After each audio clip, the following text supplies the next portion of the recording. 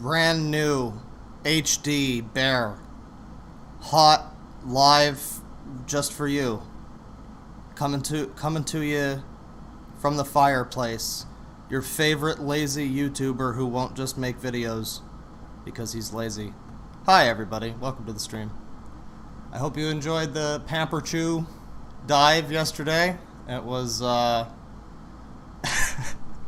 quite the interesting experience. It's weird, like, because I made the Pamper Chew video, and I've known about Pamper Chew for quite some time. So when I'm sitting there and I'm editing this thing about used baby diapers from the garbage, I'm just like, yeah, this is fine. This is, you get so desensitized to it.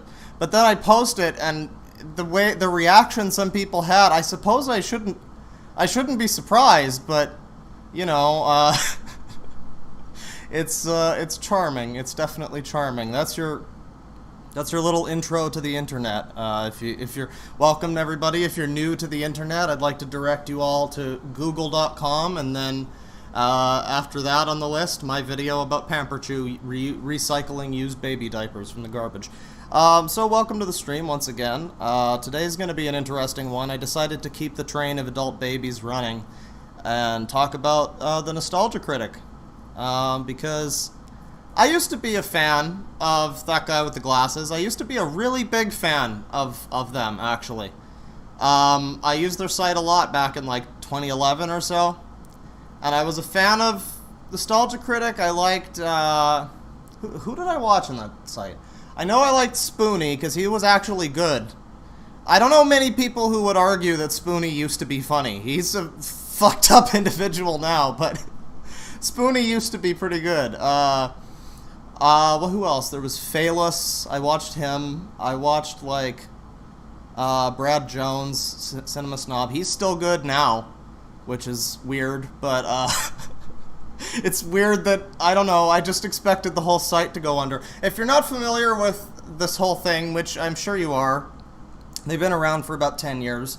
Nostalgia Critic, Channel Awesome, big YouTube, and formerly not YouTube, but then back to YouTube, like, content group, a lot of, like, internet reviewers, stuff like that, people who do talk about movies and things like that. The Nostalgia Critic, Doug Walker, the main guy, talked about stuff from like the 80s and the 90s that he was nostalgic for. I used to enjoy the series. This was right around the time that I was first getting into like AVGN, and it was okay.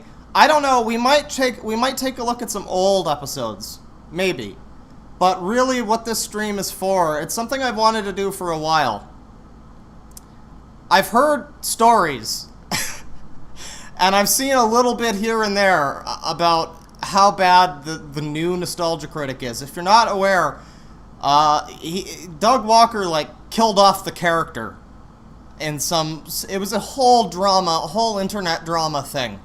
He killed off the character. He didn't tell the rest of the people on the site that the flagship thing was now no longer going to be, like, a thing. And that caused problems. And then he tried to replace the Nostalgia Critic with other stuff, which was all awful. And then he brought the Nostalgia Critic back. But now, from what I've heard, and the most of my knowledge on this subject extends to... What was it? Most of my knowledge on this subject extends to the Jar Media podcast that, if you don't know, I Hate Everything. He does a podcast with like his brother, I think, and a few other people. And they were talking about, they were analyzing the Nostalgia Critic. They were kind of trying to see if his videos were as bad as people say. I don't know. They still have good like ratios. I see a lot of, like, I often see them show up, because I do watch a lot of, like, YouTube, like, reviews, you know, Red Letter Media, stuff like that, Ralph the Movie Maker, YMS, and so on. And so, occasionally, the Nostalgia Critic will show up, and I'm like, really? Really with this? I was going to actually do a video a while ago, talking about Final Fantasy: The Spirits Within, the god-awful CGI movie from 1999, I think. And the reason I was going to talk about it was because the only two reviews that I'd seen online were from the Nostalgia Critic and fucking Pro Jared. So I figured, you know what, I got a swooty in there. I got a swiggity-swooty in there and make my mark. But we haven't gotten that far yet. But yeah, mostly I want to see how bad the videos are now. Because back in the day, the format was he would show clips of the movie, he would talk about the movie. It's the general YouTube review format. It's the same as like your Cinema Snobs or whatever. It's similar to AVGN. You all know what I'm talking about. But now, from what I understand, oh god, he's got to team up with fucking Brad Jones. I can't keep watching Brad Jones if you're gonna appear. If he's going to appear in Doug Walker videos, then that's just going to ruin the whole channel for me. But, yeah, he no longer shows clips from the movies, from what I understand. Now he, like, acts them out.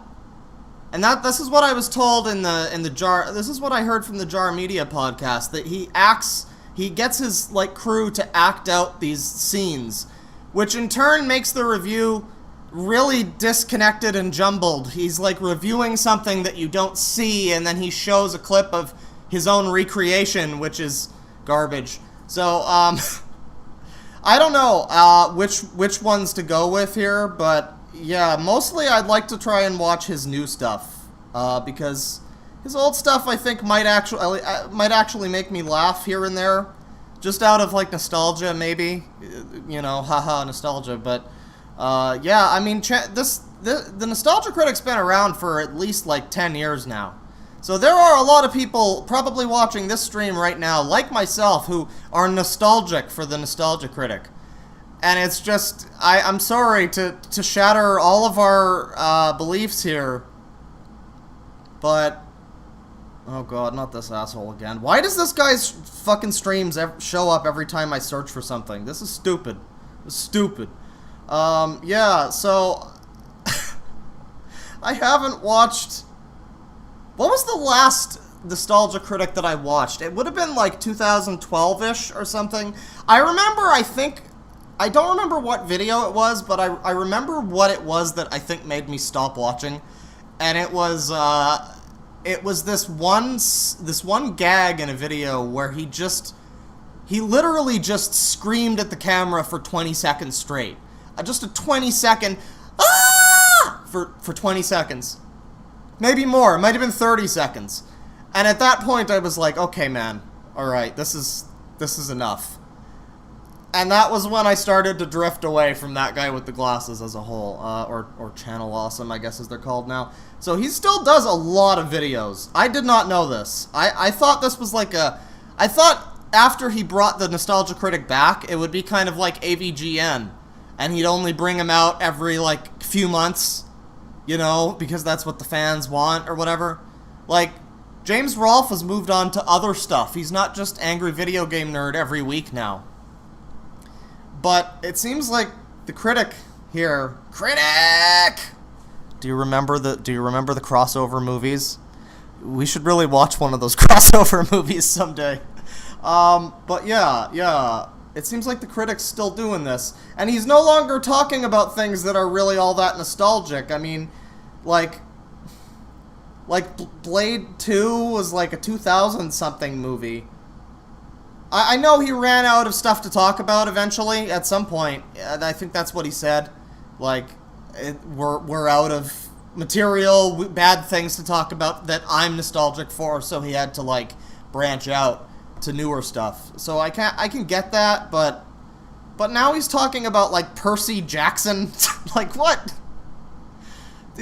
I don't think you have any nostalgia for this there, Doug. Yeah. Another thing I like to say just before... Maybe we should watch this one, actually. Just to take some notes. Another thing, since I'm a ripoff of every other YouTuber, apparently, I should probably take my notes from Doug Walker. But, everything... another thing that I wanted to say before we get started here is just, it would be really interesting to see what ends up happening with the recording of this stream.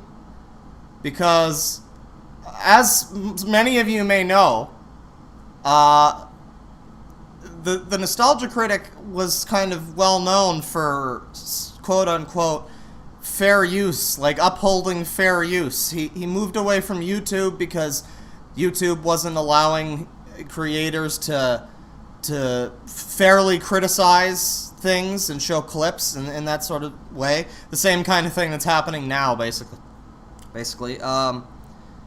And so it would be really interesting to see if some sort of copyright strike or something happens.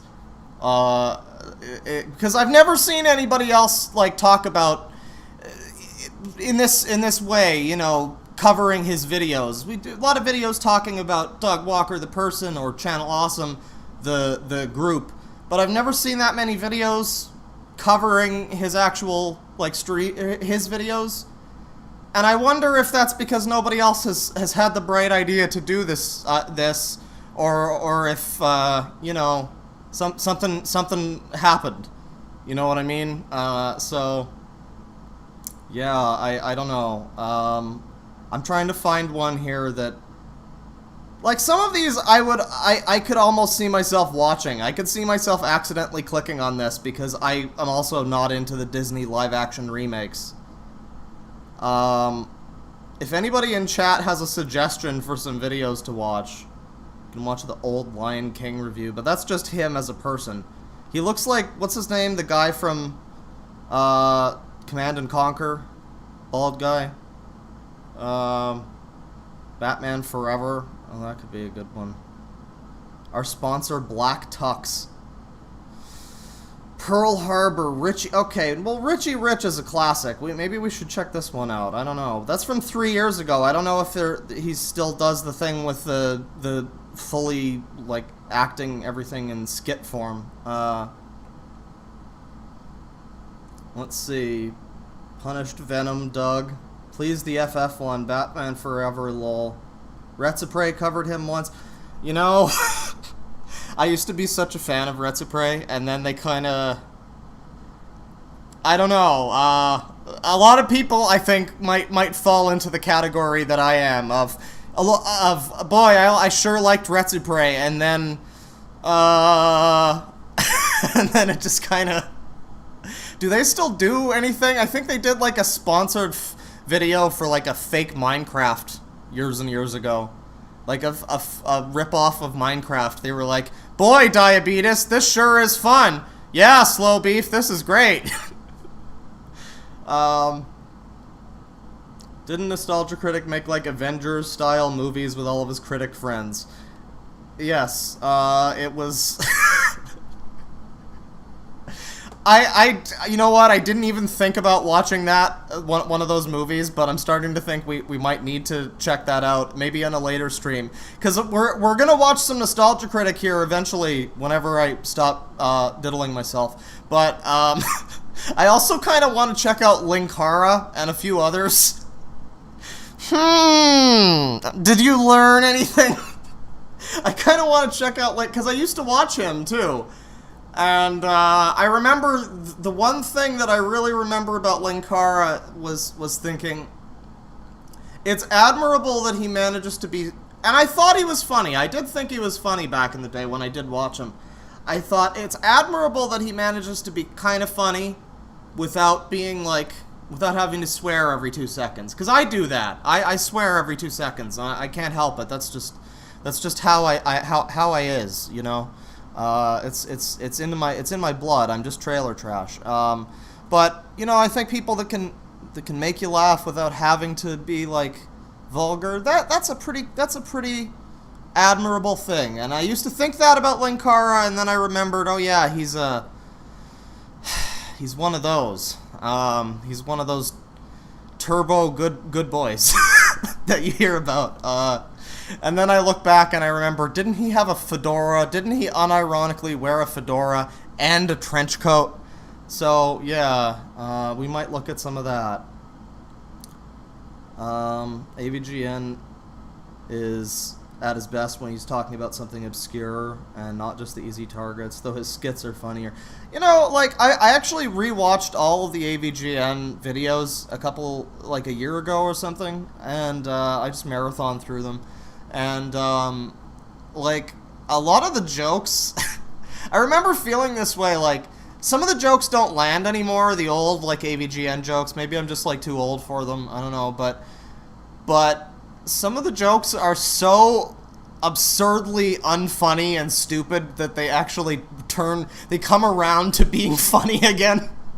And I don't know if that was the intention, but that was like the prevailing thing. This is like the thing I thought so many times when I watched a old AVGN video. Like, for the most part, I'd say about 70% of his videos, 70% of the bulk of, even the new ones, they still hold up pretty well.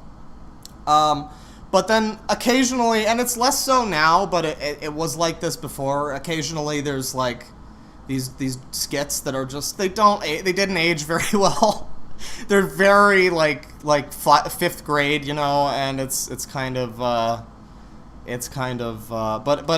they kind of work around to being, like I said, kind of funny again. And I don't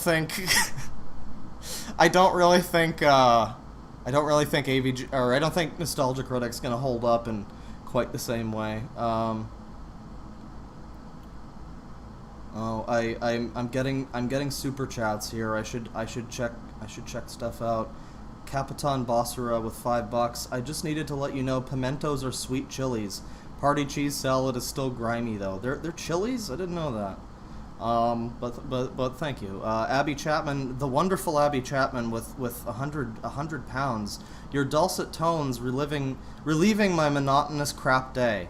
Oh, thank you very much. And I'm sorry to hear that your day is crap, but you know what? We're about to watch some Nostalgia Critic, and it's gonna get a lot worse. So just buckle yourself in. And actually, there's another one here from Abby, the amazing Abby. Another 100 pounds. Papers filed. Bear is adopted. He will now live with my iguana. Hey man, I'm looking to leave the Canadian West Coast. I am sick of it here. I've been having discussions all day about, okay, what is it like to get citizenship in the United States? Oh, okay, I have to be an illegal alien. That's cool. I'm gonna get sent over the wall. It doesn't even matter that I'm not from Mexico. They'll just throw me over the wall anyway. Thank you so much once again, Abby Chapman. And then there was some other ones that I think I missed here. Lily Liver, $2. Name of intro song. Also, hello. Here's 2 buckaroos. Thank you, Lily Liver. That was Sim Quarter Night from the Herbs. Oh, no. That was Urbania Night from the Herbs Sims in the City on the Game Boy Advance, which I promise I'm going to stream for you guys one day. Because if you've never seen hip, jive-talking city herbs, city life Sims, it's quite the shit show. Very good music though in that game and its predecessor. I'll catch up. I think Fate sent 20. Generic McDame, I think he sent 20 DKK, and I forgot to call it out before, and now it's not on here. But thank you. Let me just check the thing. Oh god. Tamara. Oh, I missed a few. I'm missing so many. Oh my god, this is awful. Generic McName, 20 DKK. Here's a momentary apology for missing the start. Don't worry, you just missed a vibrating George Costanza. I'm thinking of changing from OBS because it's not allowing me to do a proper weird image slideshow in the way that I'm envisioning. I might have to go to XSplit, but thank you for the DKK. $2 from Deaths. Apparently the X in her name is supposed to... Oh, and big thanks to her. Deaths. It's supposed to be Death, apparently. Big thanks to her for doing the cool HD, new, fresh, hot bear here. Very nice work. I used this at the end of the Pamper Chew video. And I'm planning on procuring her services for further in the future for her wonderful bears. So thank you, and thank you for the super chat. Love you, Claw. Glad you're using the new bear. Heart. Thank you very much. And Woomy, $2. Great value. Medicare. I agree. Thanks. I mean, kinda. Like, I joke. People in the chat are like, oh, you're a ripoff of so-and-so. But at this point, I've seen so many people call me a ripoff of so many people, some of whom I've never even watched, that it's like, you know what? At least I'm ripping off everybody together. It's like a melting pot of plagiarism, so it's okay. It's fine. Tamara Jarushik with $2. I'm probably saying your name wrong. I'm sure with a name like that it must be hell, like trying to order pizza or something. $2. Why are you turning into an adult baby review channel? You know, I'm actually thinking of cutting down. There was a stream we did a while ago looking at an adult baby forum where it was a bunch of like elderly people. And the question was raised, did they always shit themselves in diapers and this is just like a strong contingent of people that we don't know about? Or are these old people who are incontinent because they're old, who decided that they like it and they like pretending that they're babies because they, you know what, you gotta make the best of the hand you're dealt, right? So that may be gracing the channel in the future.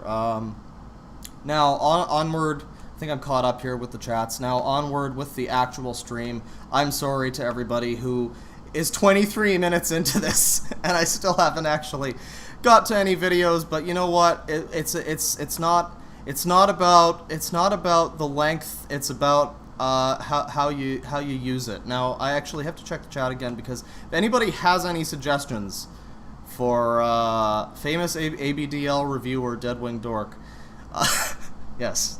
That's gonna go on my tombstone. We need more making fun of Movie Bob. You're a ripoff of DeadwingDork. DeadwingDork is a ripoff of Jesus. You're a lot nicer than Medicare. Yeah, Medicare is a very thorny individual, and that's his thing, and that's cool. And I definitely I always try to start out nice, at least. Like, I do try. I try to be listen. You can only go in with such a level of niceness when you're talking about, like, a person that reuses baby diapers. You know what I mean? Like, I try to go in being nice.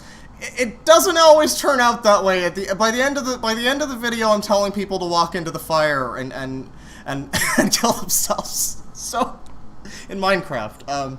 But yeah, I try to be a little nicer. It doesn't always work out, but as I say, if anybody has any suggestions, the Deadpool 2 one is really bad. Yeah, I've heard of that one. I think I want to see that one. Where... I'll just keep scrolling down, unless I see another one that's Jack and Jill. Why would you bother reviewing Jack and Jill a fucking, like, 6 years after the Red Letter Media video? That's all you need. That's the last review you need. You don't need Nostalgia Critic's hot take on Jack and Jill. Man on the Moon is bad, and here's why. Balto 2. Jaws 4. Master of Disguise. Oh, I remember this one with the turtle man. I really wanted to see the Master of Disguise movie when I was a kid. I saw the ads for it and I thought, this looks weird and stupid and funny. I don't know. Turtle Club? And then I never saw it because I think my dad had more sense than that. The Last Airbender, Chicken Little, Suicide Squad. You know what? This could be a terrible review of a terrible movie. Maybe this could be good. So once again, any Channel Awesome affiliates who are watching this video at this moment in time, if you manage to get half an hour in and not stop on me rambling about nothing, then kudos. But this is a fully fair use bonanza. This is a bonanza of a stream. And it's in complete fair use because I'm providing commentary. I'm reviewing. It's a review. You would know something about this yourself, fellas. So I'm just putting that out there. It will be really interesting to see what happens with the VOD of this one. Let's get right into it. Here's Suicide Squad. No, give us the high quality. 144p, baby. That's good. 720 is fine. I've got a shitty laptop that's at that weird like halfway resolution that's like we're not quite 1080, but we're not quite 720. We're at like 1366 or some shit. So 720 is good, but now the video's not working. Boy, we're off to a great start. Here we go. All right. Worlds are changing. Universes are colliding. Can I just say? Okay, now I can't pause. Good. Can I just say that it's every time I see somebody on YouTube do a skit where they shoot something that isn't real, like a video game character that they've keyed in, it's usually when I turn off the video.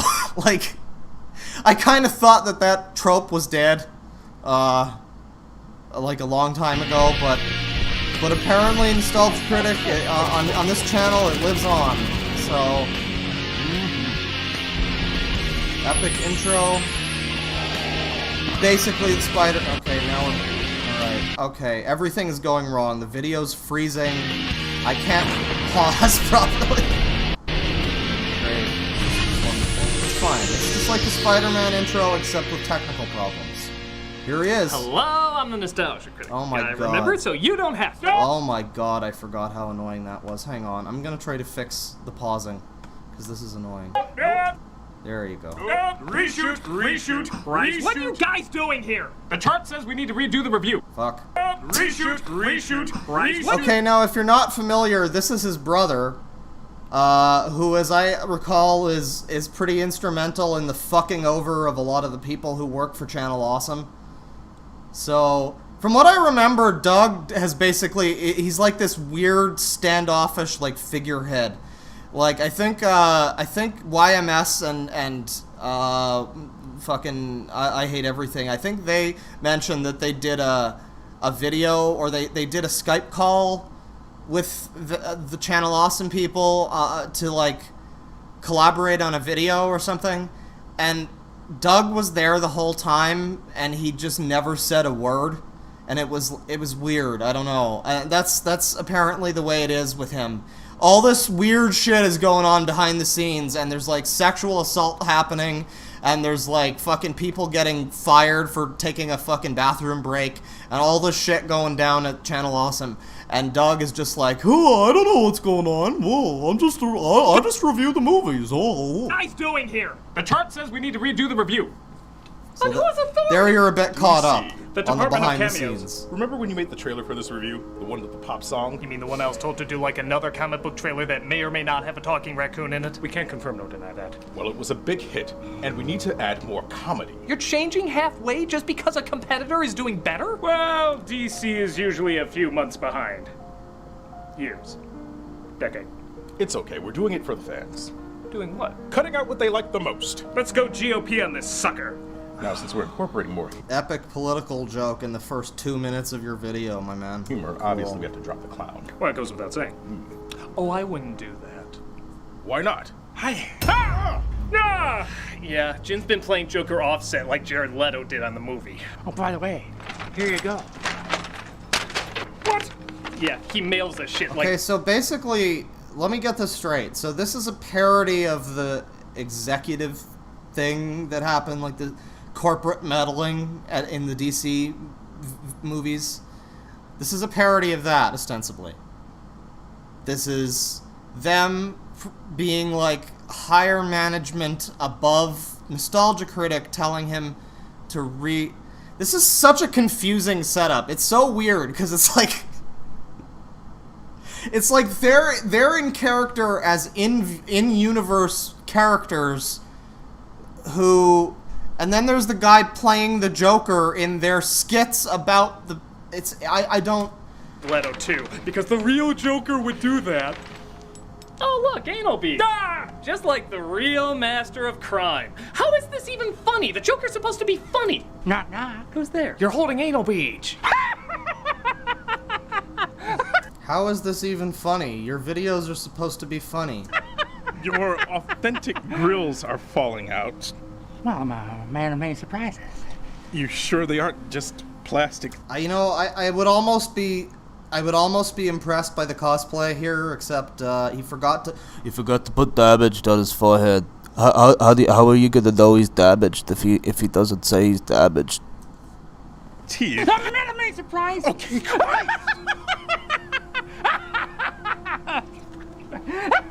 Listen, Jim. Jim? Who's Jim? Sounds like a handsome guy. Joker.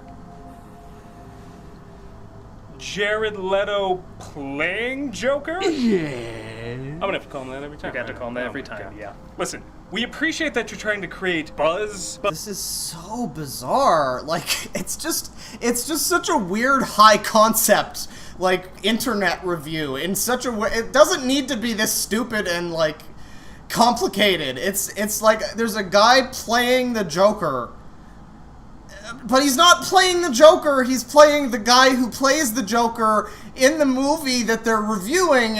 What the fuck? but doesn't the Joker This is honestly worse than just having like a CGI or keyed in like Mortal Kombat character or whatever and firing a fucking Hadouken at him or some shit like Thalos used to do. That was pretty cringe. Epic cringe. Losing subscriber. But but this is just such an overly People and like bizarre roller way of buildings? doing this Yeah, kind that's of video. Dangerous. I'd rather just pretend that stuff. Oh, just like the real Joker. Yeah. So, while you're pretending to do that other stuff, why don't you also pretend that you're doing this second grader discovering what a troll is shtick?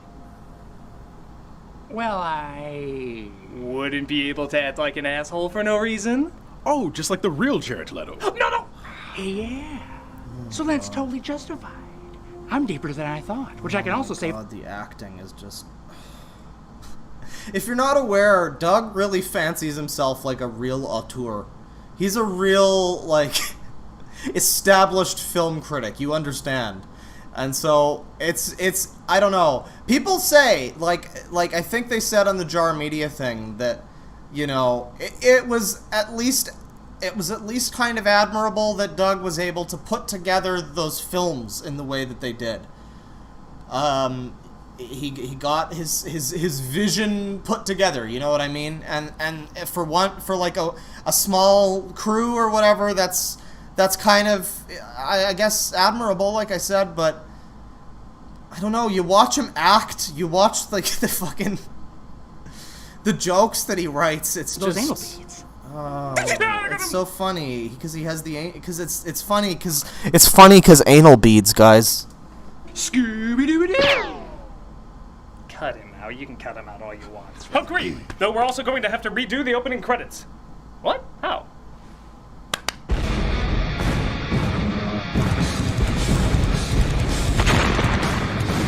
You know what I think I know what it is. I think I know what it is. It's trying so hard to be like meta and fourth wall.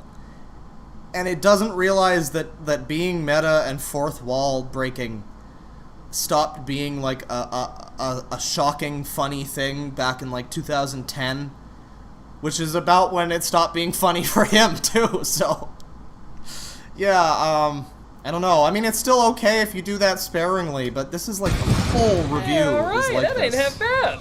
Nothing says dark and gritty movie like bright neon. All right, well, this is getting me hyped up. I'm ready for action. Negative. Our charts show that some people preferred when you sit at a desk and do nothing. Oh, come on. Who would want to start Suicide Squad with someone just sitting down for 20 minutes just talking about the main characters? I don't know. Who would want to start a stream with someone just sitting down for 30 minutes rambling about bullshit? But yet some of you are still here. With So someone sitting down for thank 20 you. minutes just talking about the main characters. Her name is Amanda, played by Viola Davis. And so She's here an we see- intelligence officer with an idea so insane it's just crazy enough not to work. Who do we call when the next Superman comes to take us out? Wonder Woman. No. The Flash. It's like it's such a it's such a half measure, you know what I mean? Like he wanted to do these film reviews, right? And copyright problems got in the way. And so he decided instead of just doing what you want to do, he decided, okay, well, let's just act out the movies. And it's this compounding, like, compromise in the sense that he quit the Nostalgia Critic, too. And then he came back because he had to, because, you know, revenue. and now it's like he wanted to do other stuff. He wanted to move on and do, like, comedy skits, you know? But he couldn't because nobody watched them because they were terrible. So the only way that he could get people to sit down in the seat and pay attention to his awful comedy skits was by half-measuring them into these reviews, where he's already half-measuring the review because you can't have the film clips, apparently. I don't know, like, YMS gets away with it. Ralph the Movie Maker gets away with it. A lot of people get away with it. But apparently, instead of trying to figure out a way to do that and get away with it, he just did this compounding half measure, like I keep saying. And it's just kind of, I don't know, it's a little sad. No. Cyborg. No. Batman. No. Lego Batman. How about the villains those heroes fought? Nope. No, even though that would arguably save hundreds of lives, that's not what happens. They actually hear her out. If another person as strong as Superman comes, we have to be ready. Are you seriously telling me that supervillains will do less harm than Superman? Did you forget how good Metropolis looked after Superman saved it from Zod? Okay, you have a point. Let's look at these crazies. I can enjoy a good jab at Man of Steel. That's worthy of a, not much more than a, but just a little. That's all that's worth. Our first mugshot is Deadshot. Deadliest assassin around and possible savior of Will Smith's career. It also turns out he has a daughter who knows how to play peacekeeper when he pisses off the wrong people. It's over, Deadpool. Oh my god. So who's your favorite Batman, chat? I've always maintained that George Clooney Batman could have been good if he had a better movie. If George Clooney was given Batman now, he could be like a suave old grandfatherly Batman, and it would be great. But no, we don't need him. We got graying beard Doug Walker, bags under his eyes, like bulging out of his suit. And I get that it's kind of the joke. Obviously, he's not pretending he looks like It's just Deadpool. Deadshot! it's just Well, this movie got a lot less cool. Oh, please. No!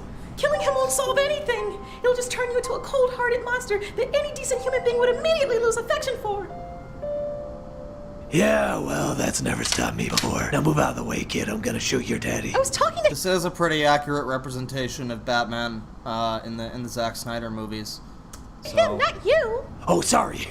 Usually when people are angry about a costume man killing people, it's about me. You win, kid. Oh, but I wanted to... And let's be fair here also. The black guy here, he's doing double duty. He's playing two characters. And even just as Deadshot, honestly, he's performing the character better than Will Smith did. So kill him. That's hot. That's pretty hot. I'm Batman. Next on... Oh my god. Can anybody in chat who's like a big normie, can you just inform me if people still find that funny? Because I think the Christian Bale "I'm Batman" thing stopped being funny again back in like 2010 or so. And this is turning out very similarly to Onision. People who just can't move on from Batman, from fucking epic meme Batman Dark Knight comedy circa 2008. On our list is Captain Boomerang. He's pretty much rock steady from Ninja Turtles before he was the Rhino. His superpower? You guessed it. Boomerang. You're going to take down the next Superman with a boomerang. Admittedly, Kryptonite boomerang. it does sound stupid. It doesn't sound stupid if it's a kryptonite boomerang. Amazingly stupid. But you'll be distracted when I tell you that the Flash is in this movie. Hello. I mean, yeah, that is kind of how it is.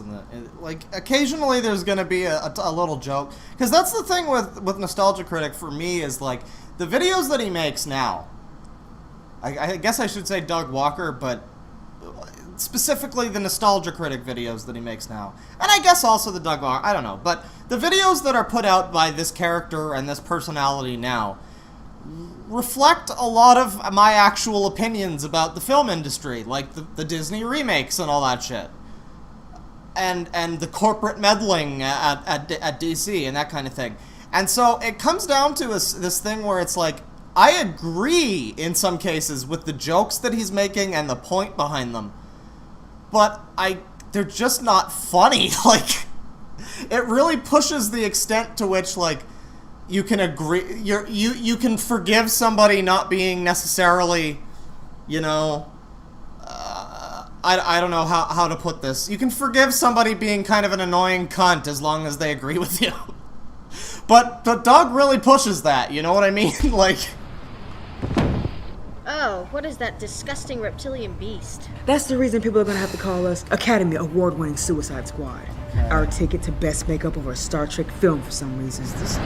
Is this even a review? It's like we're fucking 6 minutes in, and he has done a skit intro, and then another skit.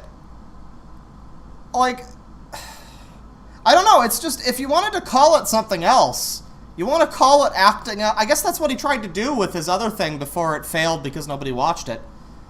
But it's like, if you wanted to call it something else and call it like this movie in a nutshell or something like that, and act the whole thing out and do that, it would be not funny probably still, but at least it wouldn't be kind of like dishonest in a way, like baiting you into thinking it's a review, and then the whole fucking thing is just these skits. Scaly Wonder himself, the Croc.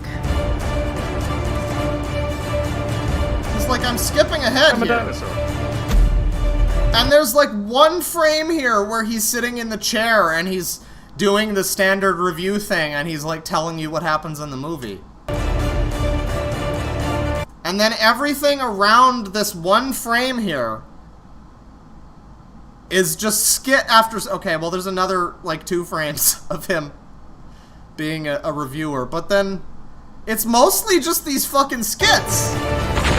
Next is... And by the way, please Croc 3. We need a Croc 3. There is a Bubsy 3, but we don't have Croc 3. Actually, there's like a Bubsy 6 at this point. How many Bubsies are there?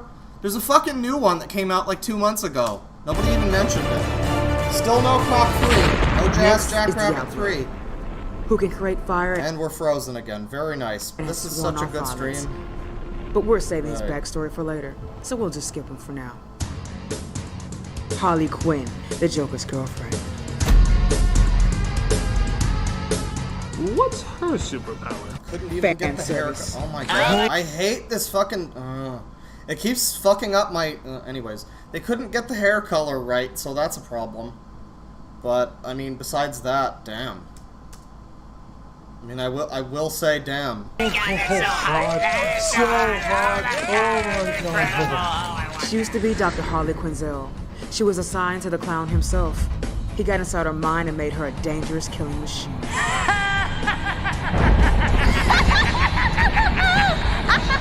Okay, are you reading her criminal record or her trading card? Oh, I guess her trading card. Well, what does her criminal record say about how she can help us? She has a baseball bat, right? Okay, well, let's jump ahead here. The professor and We're just like a bunch of the way into the movie now. I hope you all watched Suicide Squad, because I certainly the fuck didn't. Yeah. Hey, thanks. It's just more poorly acted up. Damn, girl, it's just more poorly acted up. As you can see, Harley goes in the elevator.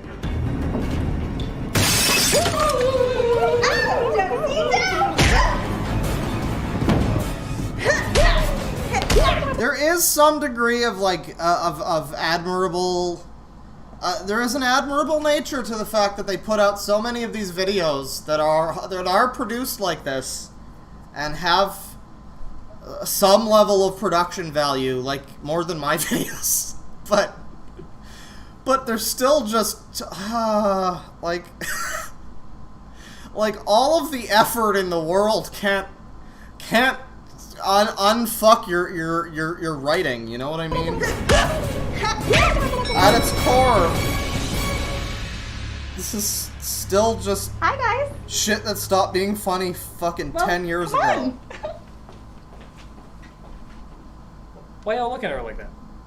She fought. It's kind of sad too when you watch this and you're like, remember when there used to be a whole website and there used to be all these other people that were actual personalities that you watched, and maybe you don't all feel this way. I know I do, because again, I am kind of nostalgic for the Nostalgia Critic. I did watch that guy with the glasses a lot back in like 2011-ish, and there was some level of, when you saw I was around for one or two of the crossover films, and I remember watching them and thinking, well, predominantly, this is kind of, I don't want to watch more of this, but I don't know why. Like, I don't understand. What is this emotion? It's like it's bad, but I like the people in it, so I don't understand.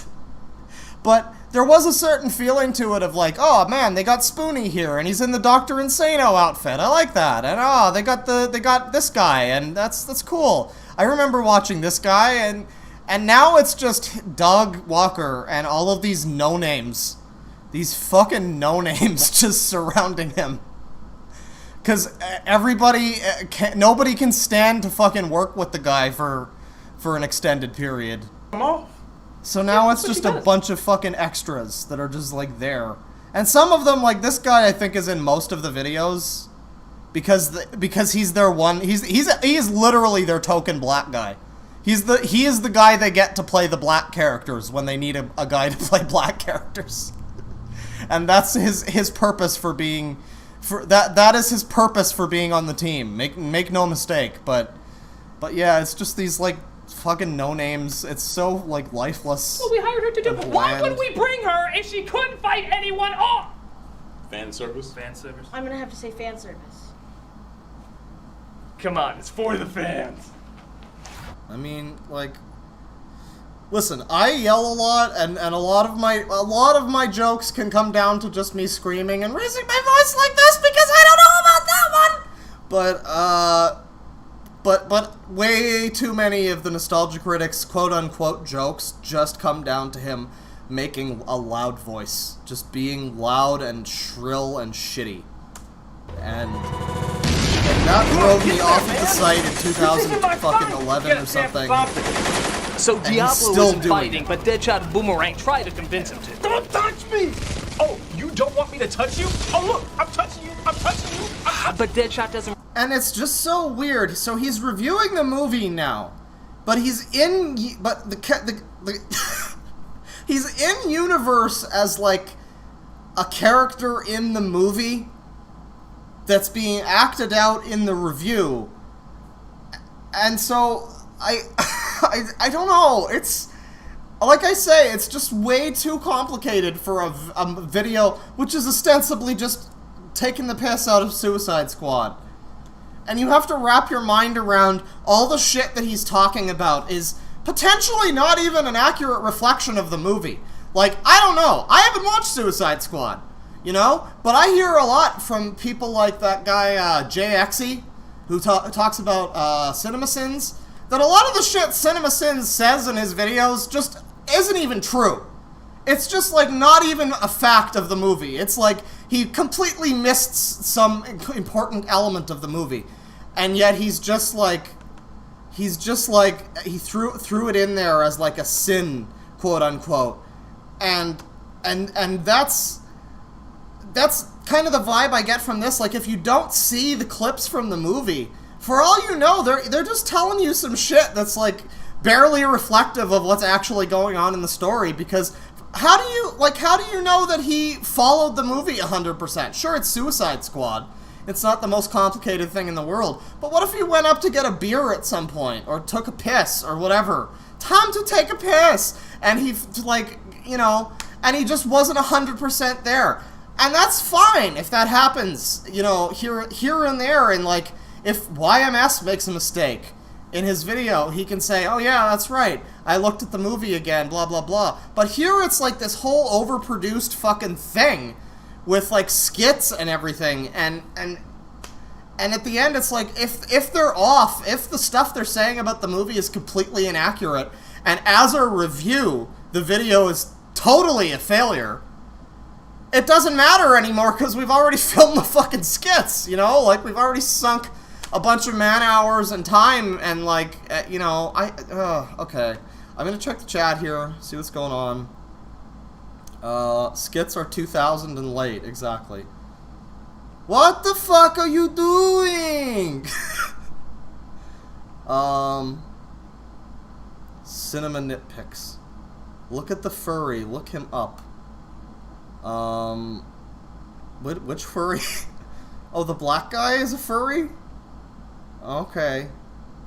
Well, you know, not all furries, you know, hashtag, not all furries. Some of them are probably fine. YMS is a furry, and we don't hold it against him. So, like, I don't know. Not necessarily every furry needs to be named and shamed. Remember when Spoonie made content? Yeah, remember when I made videos? Don't worry, the DeadwingDork movie is coming soon, everybody. Does Spoonie still stream? Is he still technically working on the Spoonie movie? It's like an ironic fanfic, but done badly. He's in the movie, reviewing the movie going on around him. Malcolm the Furry. Malcolm, everybody's talking about how this dude is is a furry. It's like, listen, we don't run an exclusively anti-furry agenda here. I've talked to many nice furries in the comments who are like, listen, I like the art, I don't associate with any of this shit. I don't know, maybe this guy's really off the deep end. I don't know, maybe we will need to look into him, but Tamara is so annoying. I don't know who that is. When you put masks on people to cover your lack of actors. I will admit, when he did the thing with the dude playing Deadshot and also the daughter, that was a little bit funny. Just on a visual level, it was kind of funny. Is that Linkara under the dinosaur mask? We're probably gonna get to... Oh, are we having drop frames or something? Turn down the video quality. It's from Evolander, £10. Turn down the video quality. It's using up all your GPU power just to stream, let alone render a video in HD. Man, you listen. If my computer explodes, I'm doing it. I'm gonna sue Doug Walker, yes, but I'm doing it all for you guys, so it's fine. But thank you for the super chat, and also Abby Chapman again with another 100 pounds. Unbelievable. She is incredible. She says for not being an annoying cunt. Well, thank you. I try not to be an annoying cunt, but sometimes I ramble for 30 minutes about nothing before the stream starts, and it just happens. 6 minutes into the vid and no criticism. Yeah. Well, the thing is like it is technically, I don't know, because he is in the universe of the movie as the critic reviewing the movie, but I don't know. It's just such a complicated fucking.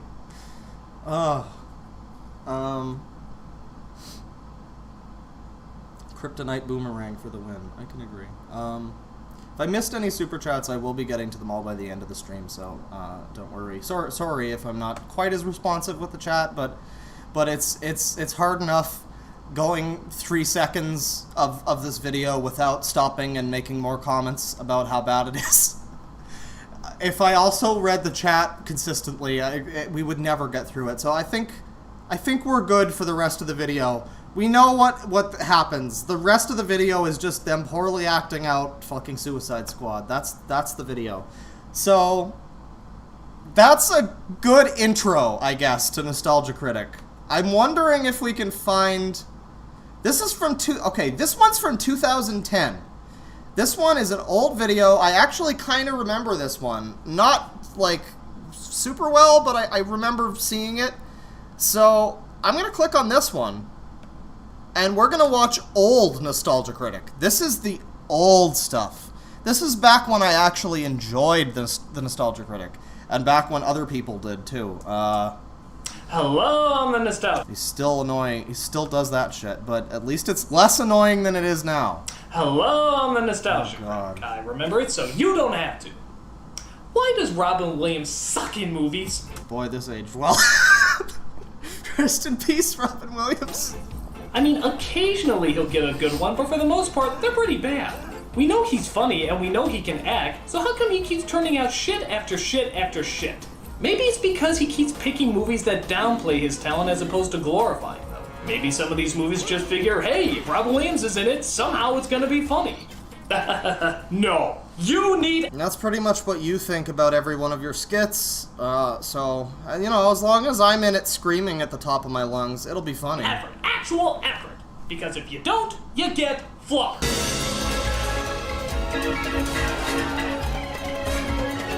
A remake of the only semi-decent but still imaginative Absent-Minded Professor, Flubber asked the question, how can we take a creative premise with a weak story and make it even weaker? I don't know, but heaven above they succeeded. So, let's see what the flub went wrong with it. So you can see already, we're about a minute in, you can see already that this is basically a normal internet review.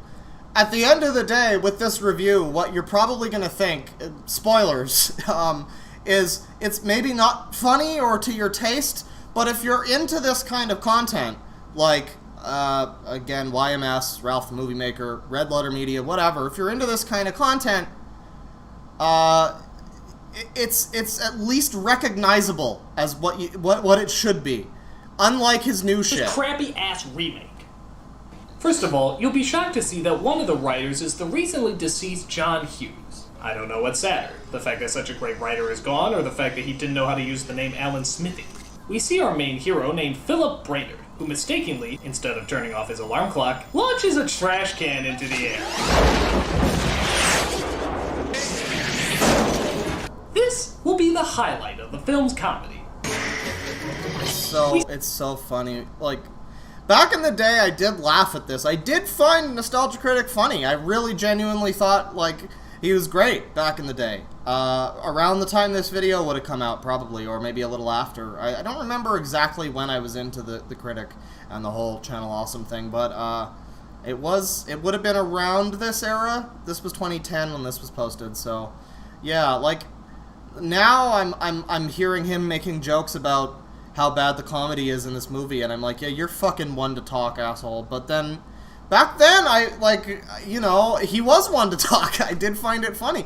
I don't know, maybe it just appeals to children. Maybe that's what it is. Maybe it only appeals to kids. I don't know. I don't know, but... I see him use a breakfast machine that's never been used in a movie before, except these, when he sits down and talks to his latest invention named Weebo, a flying robot with artificial intelligence. It's one of the upgrade droids from Doom. Very, very cool. I'd love to see Robin Williams punch the lights out of this thing. Whose main job is to like a whore on combat public domain shotgun movies mod. and Disney cartoons. You better hurry up. The loan's due at the end of the school year. Tell me about it. Why does that voice sound familiar? Oh, it's Ariel! Cool! That's why I was thinking of jailbait as well as fishbait. So it turned... Oh boy, that's a 2010 joke that you probably don't want to make now. Right, so we don't have to watch the whole video. Like, again, we'll skip ahead. This is, again, old Critic, so it's kind of fine. It's not that bad, really. I mean, again, it might not be to everybody's taste, the humor, but the format at least makes fucking sense. It's just a dude at a desk reviewing a movie and talking about what happens and showing clips of the movie. It's a pretty fucking time-tested format, you know? Oh, it liberates an enormous quantity of energy. Played by Joe Biden, is angry because Brainerd failed his son in chemistry. I got thrown off the basketball team. God knew I would pick the one with fucking Will Wheaton. I flunked chemistry. And yeah, it's that not quite Shia LaBeouf. It's played by Wesley from Star Trek, Will Wheaton. Yeah. Speaking of which, did anybody see the last Best of the Worst, the Plinketto? Patton Oswalt. Patton Oswalt, very interesting guest. Not my favorite. Not my favorite. In general, just in general. I was gonna say actor or like comedian. No, just not my favorite. Just in general, thing. But he's fine in that. But I remember somebody on Twitter was like, I think I said the correct series of emotions watching the new Plinketto is, haha, celebrity guest Rich Evan. Oh my God, it's Patton Oswalt. Is that actually Pat? Wait a minute, I hate Patton Oswalt. Fuck. And then the rest of the video is just, oh yeah, it's fine. He's just there. It's okay. But somebody made the comment, just be glad it isn't Will Wheaton. So if you see Will Wheaton on an upcoming Best of the Worst, I mean, it's been warned. You've been warned. It could happen. A science requirement, you moron! Shut up, Wesley. So he sends his two goons to... Epic joke. Okay, so... frightening subplot. It turns out Weebo actually has fallen in love with the professor. And not only that, has created a holographic human version of herself so that she can physically make out with him. Wow. Wow, this movie was ahead of its time. Okay, now you can see... now you can see the kind of shit that made me stop watching the Nostalgia Critic. Let's just... Anybody have a stopwatch? Somebody time this. 1 Mississippi. 2 Mississippi. Okay, that was a short scream, but yeah, you can start to see. I get it. The joke is she's a scary ghost lady, robot monster thing, but it's not funny to just scream at the fucking camera. There, my dude, my scrotum. Okay, this is fucked up right here. This is like something out of a psychological sci-fi thriller, not a Robin Williams Disney film. He's not right. He's not wrong. I'm pretty sure I saw this in a Black Mirror. Takes it just a few steps too far. What? A few steps too far. Okay, so there's just no audio for this part. What? We'll see just how long does this last? Okay, well this isn't so bad. This happened in Ghostbusters too, and nobody wants to talk about it. Why was that muted? God. The cybersex will have to wait as he comes up with his next big, ingenious use for the flubber invention. Basketball. That's right. Instead. Right. Okay. So yeah, you get the picture. So this is an old Nostalgia Critic video, and again, humor might not be to everybody's taste necessarily. I find it still okay. I don't think I'd watch this now. Like, if I didn't know who he was and I just found this video, I don't think I would stick around with this channel.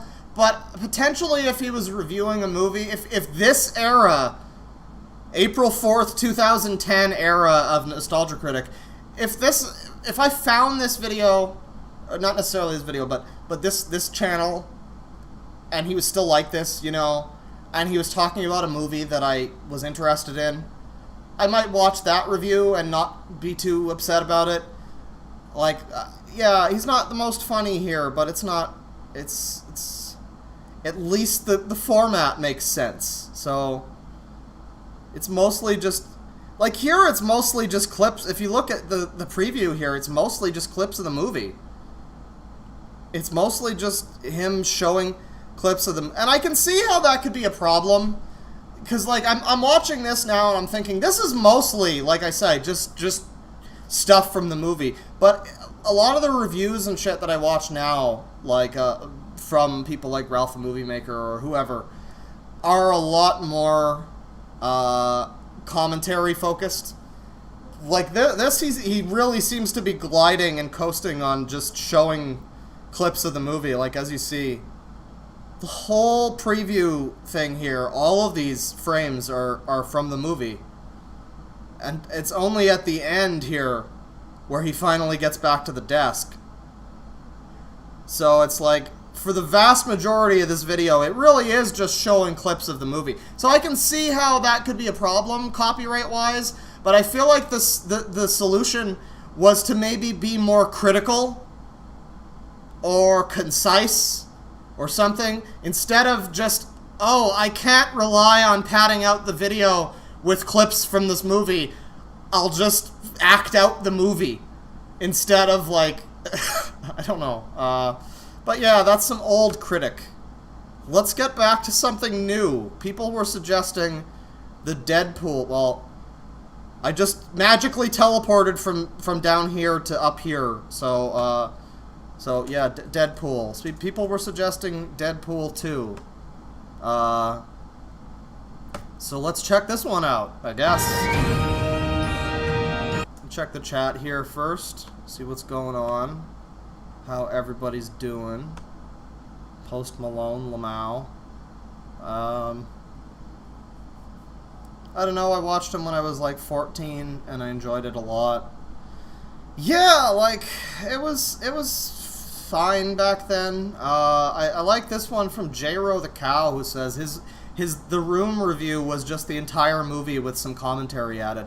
You're basically not wrong. You're very accurate about that. I do remember that video. That was the one that introduced me to The Room, in fact, his review of it. And I remember it being like one of the funniest things I've ever seen, but realizing it now, it was mostly just because I was unfamiliar with B-movie or like shitty movies at the time, and I didn't know that was going to be one of my favorite genres of anything. And because he just played clips from the movie and it spoke for itself, you know? So I was quoting The Room for weeks. I wasn't quoting his review of The Room. I think he did Birdemic as well. It's similar to Game Theory and how the funny reviewer became more obsessed with being funny than actually doing what their video intends to do. Yeah, I don't know. I still see Game Theory show up in my recommended sometimes, and that's fun. I don't know. You know, what is it like to be a channel that's just a living meme? That must be crazy. I like Ralph, but he's cringe. I mean, sometimes, like when he talks, anytime he talks about video games, he talks about like Assassin's Creed and shit. I mean, Ralph the Movie Maker is guilty to some extent of doing that kind of like cringy skit thing that like Nostalgia Critic does, but he's made it a lot better over the years to the point where now it still happens, but it doesn't make me go, oh god, it's this.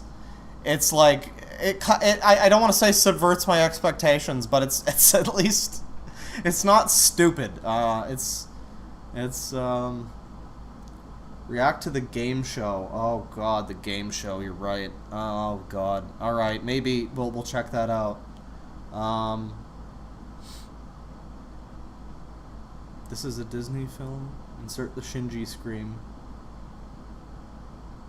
Big Bang Theory 4, funny man with big brain theory. When he said, ah, I laugh. I met Will Wheaton. He sucks. Yeah, I've heard. I've heard he is just ubiquitously an asshole. And character in real life, like on Twitter. There's no situation in which he's not an asshole, from what I've heard. Wrong. The guest was Ellen guest star Rich Evans. Yes. Patton was lucky to be. Rich was really slumming it around such people like Patton Oswalt, famous Ellen star Rich Evans. Anyways. Oh, and I should say, I guess, if you're really new to, I don't know, the internet in general, and you want something that if you want to watch something that's kind of like the Nostalgia Critic, came out around the same time on the internet, and is actually still funny now, the Red Letter Media Plinkett reviews are actually still funny now. It's still relevant. So there's that. There's a plug for something that 8 billion people have seen already. But yeah. It's actually amazing now that I'm thinking about it. Plinkett reviews do a lot of the same shit that these videos do. Like cutaway gags and skits and things. Except with his videos, with the Plinkett videos, they're always funny. Like, they're always great. They're a welcome part of the video. So, a penis with a little hat on. Well, at least you know.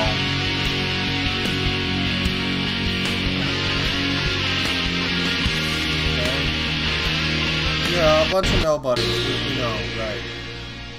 It's like that's actually the joke too. He doesn't credit them in the intro. He's just like, yeah, which one is this one? Tamara, or is it Rachel? I don't know. Whoever. They're all replaceable fucking units in the factory of Channel Awesome. Hello, I'm the Nostalgia Critic. I remember it, so you don't have to. And judging by that very self-aware opening credit sequence, I can take a wild guess what we're gonna review today. It looks. All right, I guess it is Deadpool. I guess it is a Deadpool review, so that is valid to an extent, but it's still like we're gonna take the context of what we know about the Channel Awesome like environment. Having an intro that's like, yeah, I forget which one this is. Who cares?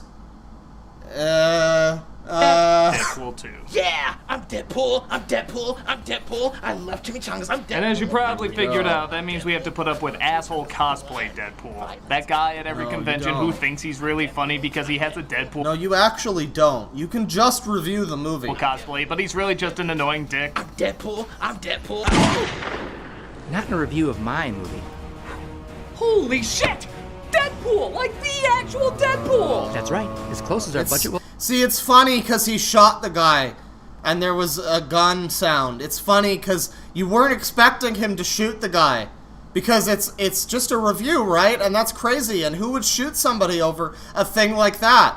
But then he shot the guy and it was funny because he shot the guy. Allow. Laugh! How close? You Decent swine! costume, clever writing, good-looking guy underneath. Hang on, hold up. What was that? What was this epic line? Deadpool! Like the actual Deadpool! Let's just go over this That's right. again. As close as our budget will allow. Oh. How close? Decent costume, clever writing, good-looking guy underneath. Oh. Clever writing. Decent costume. Clever writing. That was written in the script by Doug Walker. Like, you need to know this. He's... Okay. He really thinks that this is clever, I think. You know, on his really trailer's does. got Ryan Reynolds. Oh, wow, you're right. Well, why don't you use your clout with the crossover you did with them to get Reynolds? Well... I mean, that Deadpool on his trailer got over 20 million views. The one you did with them got, wow, almost 3. So your point. I mean, with a connection that close, you surely must be able to work your charm and magic. Hey, you have no idea the connections I have! So let's get this podcast with sketches started. I assume you want to talk about my impact on R-rated comic book movies box office growth. It's annoying because they're saying most of the shit that I would say. Like, it's weird. They're aware of it. I think he knows how bad it is. I don't know. I just don't know. I don't know what pocket of the internet you could exist on now in 2019. Where a video... How many likes does this have? What kind of ratio we got? What's going on here? That's a pretty good ratio, guys. That is pretty good. That's, like, alright. I have watched videos with worse dislike ratios than this.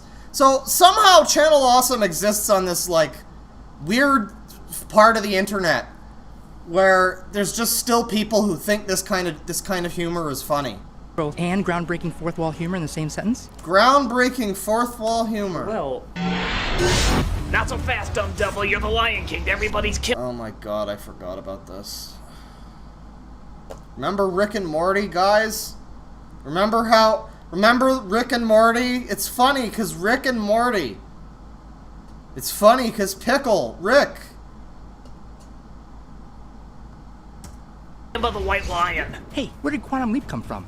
Isn't he supposed to be white? Apparently I wasn't PC enough, so I got a black Morty from another dimension. I'm the woke version. You're as woke as his style of comedy. Does that explain why you look like Krusty the Drunk Doc Brown? Well, as a completely different person, I think you look very stylish. Shut it, bald AC/DC. What the hell are you doing in my review? You think you're this big groundbreaker, and you're not. There's other R-rated comic book hits, other R-rated comedy hits, and literally hundreds of fourth wall breakers before you. You're the Kanye West of gimmicks pretending not to be gimmicks. Ooh, a Kanye joke. It's about time someone was brave enough to make fun of him. I don't know, Rick. I don't think we should piss this guy off. Don't worry, Black Morty. He's just upset because the Mask comic nailed this shtick light years before he did. I'm not afraid of this is just...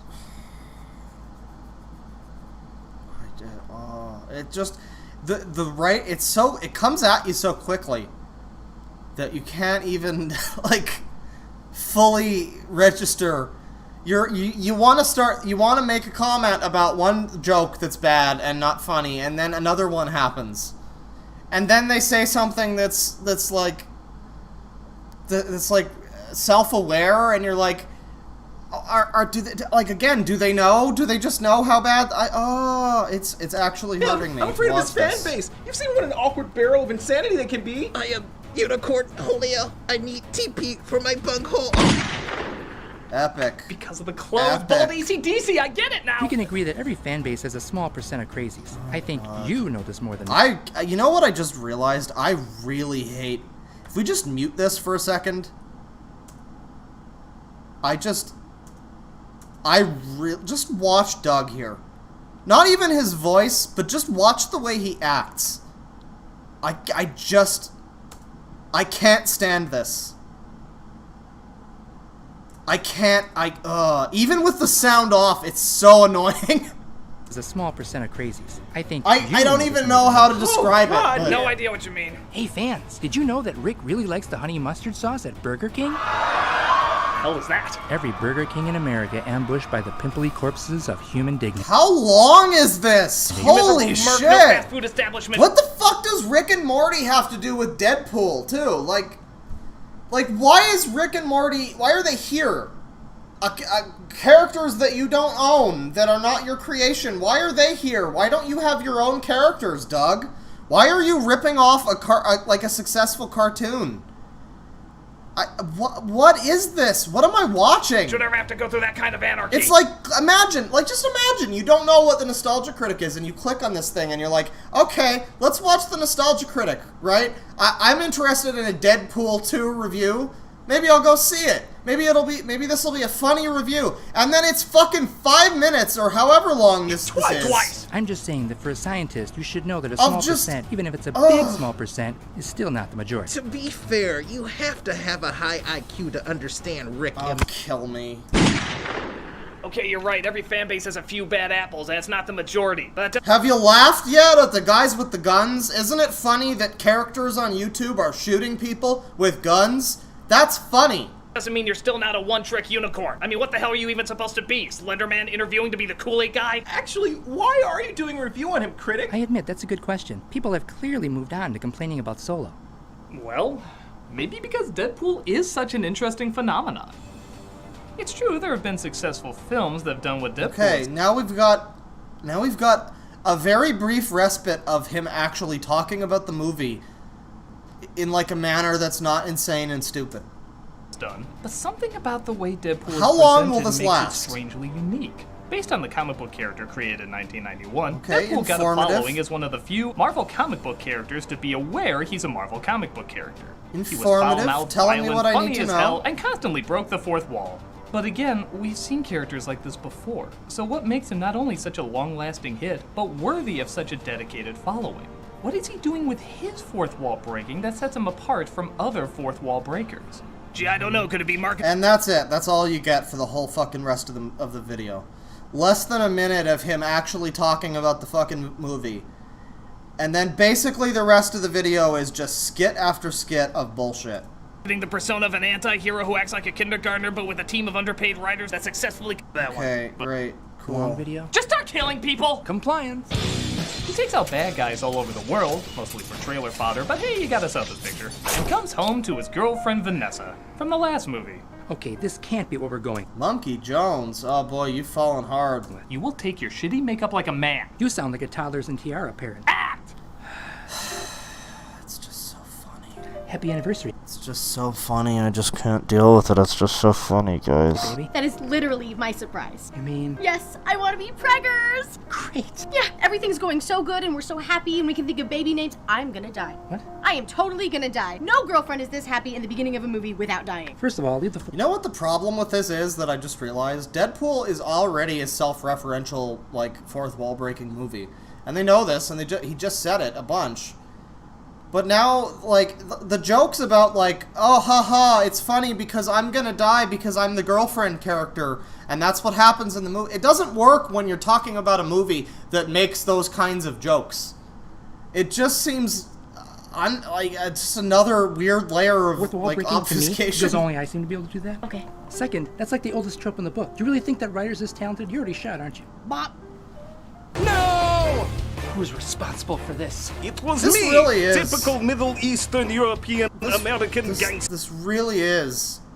You know, like there are some I don't know if I want to name any of them because it might be a little rude to say, but there's some channels that I enjoy watching that are good for the most part, but then every now and then they'll have like 20% of the video that's like a really awful skit. And this is that, but it's only the skits.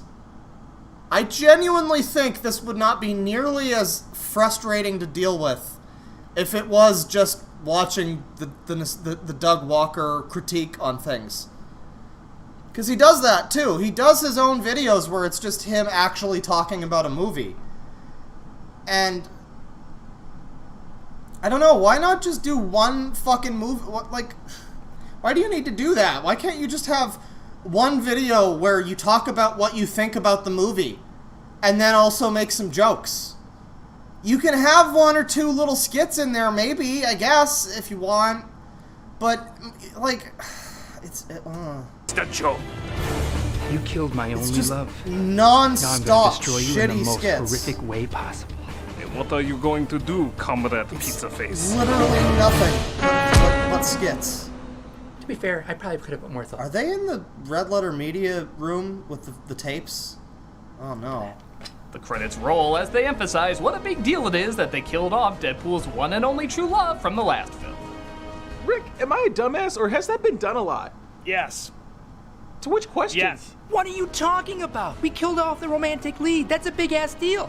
Maybe 30 years ago, but especially for a comic book character, that's not particularly uncommon. You should replace those handjob credits you're giving yourself with Oh my god, every time they cut to Rick and Morty, I'm like, I just can't get over why are you, like, relying on somebody else's creation to make your video half, 1/8 of the way toward being funny. It's not even his creation, and I don't know. The other movie sequels that did the exact same thing.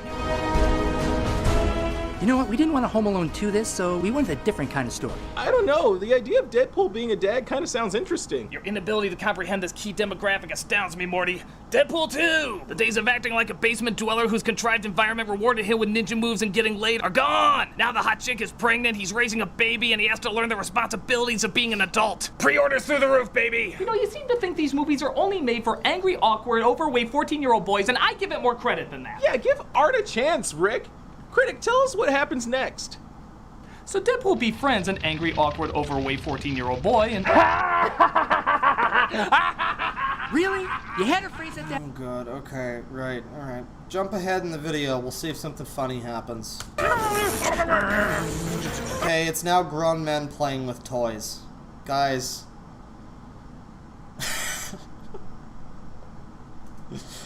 Oh my god, this is so sad. Oh no. Oh no, you guys, you can't actually put this on the internet in this current year. Like, oh my god. Look out for the unicorn! How do you have no self-awareness like this? Oh, like, I was talking about AVGN earlier, right? And I said that a lot of the jokes in old AVGN are actually so unfunny that they warp back around to being funny. Because they're like absurdist non-humor in a way. And now, current AVGN, not always perfect, but I find in general he's kind of like evolved in a way. So he doesn't do really outdated, lame fucking humor. But it's just like nobody told Doug Walker that he's just not funny anymore. I'm willing to go as far as to say, back in 2010, when I did enjoy Doug Walker, I would say he was funny for 2010, maybe. I would go as far as to say it wasn't just because I was a little kid and I was stupid, but I would say that he actually made some decent jokes for 2010. References and things for 2010. But now it's like nearly 10 years later. And it's the same kinds of jokes. It's the same style. Oh no! And the only thing that's worse now is the production value, because they're just ripping off the movie instead of showing you this. Look at this. Look at this. It's actually confused. You know what? Just thwart me. We all know it's coming. Okay. Thwart. Like, I remember these kinds of skits from the old days on the Nostalgia Critic and the Linkara and all these people. I remember all the terrible green screen skits that people would do. And they were just the worst thing. And I was fine with them then. But now it's like, no, we don't need that. And I guess to some extent, like, he still does this because that's what he's known for. And that's what people who've been going to the site or watching his videos or the videos surrounding him, whatever, for a while, that's kind of what they expect, right? You expect your shitty skits or whatever. But I would argue that you shouldn't expect terrible jokes from 9 years ago or 10 years ago and terrible styles of comedy from that long ago and terrible, like, fucking green screen skits. You don't necessarily need to expect those to still be funny. You might instead expect the person who's making the videos to improve or, like, evolve somewhat and do other things. And to an extent, he is doing other things. He's just gotten worse. Get me off this burrito set. Sad thing is, our original car chase was even lamer. They go to say They Russ. know, too. They know, and they do it anyways, and I don't understand. So, buddy. It really is kind of soulless, isn't it? Like, at the end of the day, it's kind of like they don't want to do this, but they're making their jokes themselves about how bad their videos are and how lame the car chase effects are and all this shit. And it's not funny because you're actually putting your shit out there on the internet, and for some reason people are watching it. He's turned more angry than ever, especially having teamed up with one of his cellmates. Yeah, I'm a juggernaut, bitch. You cannot harm me. There's no one I can't kill, Deadpool. What? Seriously, we're gonna go with that one. He didn't reference it in the movie, and... Come on! First of all, it's 10 goddamn years old. Well, classic never dies, no matter how dumb it is. Second, Well, classic never dies, no matter how dumb it is. Doesn't matter if it's 10 years old. Just keep using your references. Just keep using your shitty old outdated jokes that people don't laugh at anymore. It's fine. It's classic. and I'm really trying to distance myself from X-Men 3. X-Men 3 or X-Men Origins? Yes. To which one? Yes. Well, this is my review, and that's the version I want, so hop to it! Ugh. Russell! I'm sorry more people don't know about the Wilder people! I feel anxiety watching this. And I'll tell you why. Because the whole time it's like I'm waiting for it to get back to the review. But it just never does. The whole thing is just stupid skit. And it's like watching a video on somebody's channel I don't want to say their name because it is a good channel. I'm thinking of somebody specifically here. They talk about games. Good channel, but occasionally they do skits. And it's not the best thing. And it's like watching one of their videos, except the entire thing is skits. And you're just waiting for them to talk about the thing you clicked on the fucking video for again. But instead, it's them making funny, epic jokes about, you can't make that joke about Juggernaut. That's not funny. Hey, I was in the other movie. Ha ha ha. Hey, fourth wall. But if you could just not kill It Cable's just never family in ends. the future, he won't have to kill you. I'm on edge. I'm waiting on the edge of my fucking seat. Like, when does the review start? When does the criticism begin? When does any semblance of, you know, I liked this part, but it fell apart in the second half? No, it never happens. It's just him telling you what happens in the movie. Reasonable. Right? We should have done that before. Hell no, I'm gonna be the little sister to his big daddy. That sounded bad, right? Very bad. And I'm gonna kill the scientists that torture me, starting my reign of terror. Juggernaut, meme him to death! Oh, I've suffered enough from that, thank you very much. So Cable decides to join the team to see if they can talk Russell out of his evil ways. In Soviet Russia, fourth wall breaks you. Knock it off, Don Cheadle's Captain Planet. He actually doesn't... hang on. In Soviet Russia. He actually doesn't look too bad. What is his character again? Freakazoid, I think? I don't think I ever watched this, but I've seen a lot of screen caps of it. And, first of all, why does he have Goku hair? But secondly, this is not terrible. Like... looks somewhat like I remember him being... Knock it off, Don Cheadle's Captain Planet. Supposed to look like... What the hell are you doing here? You only have 2 lines. The girlfriend's dead and my New Zealand accent sucks. I'm taking what I can get. Fair enough. Let's make up for the shitty Dark Phoenix movie we know we're gonna get. X-Force kills the shit out of the scientists that torture the young mutants right before teaching a young mutant that it's wrong to kill the scientists.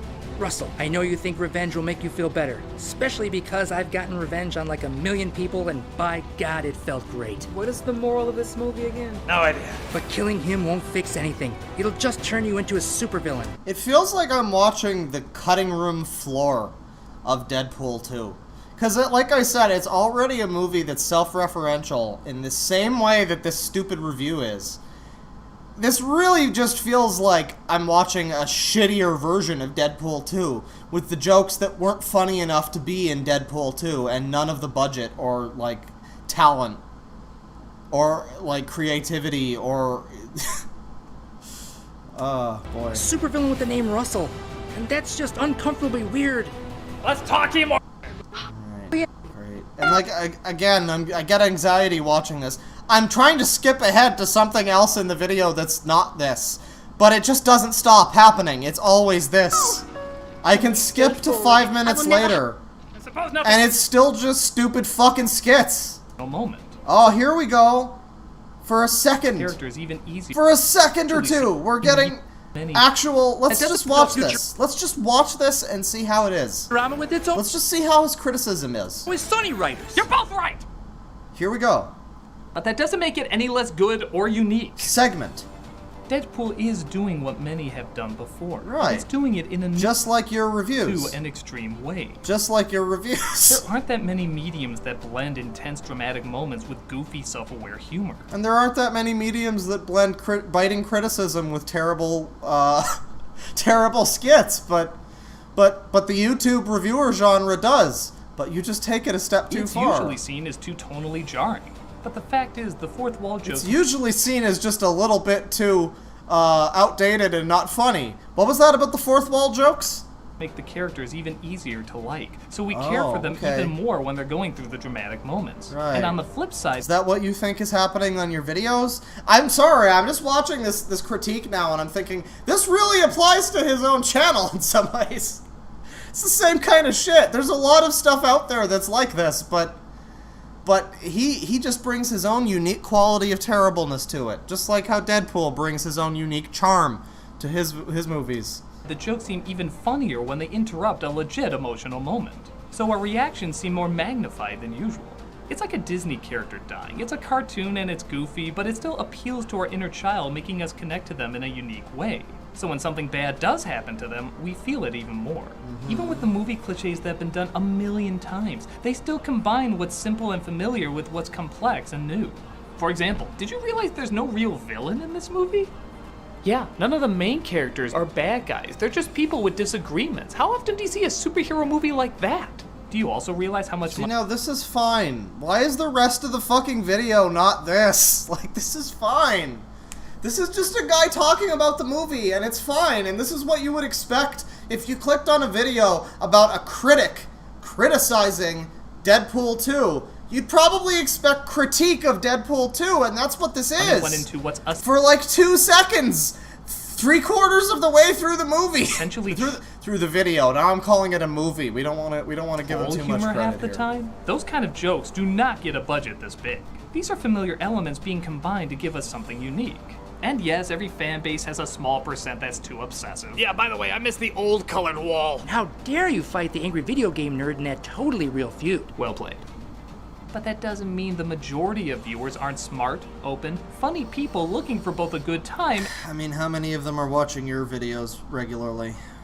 We might have to ask how smart they are. With a bit of depth. The Deadpool movies are worthy of their attention, and the mixing of two totally different genres, both done well, makes them a very different and enjoyable new experience.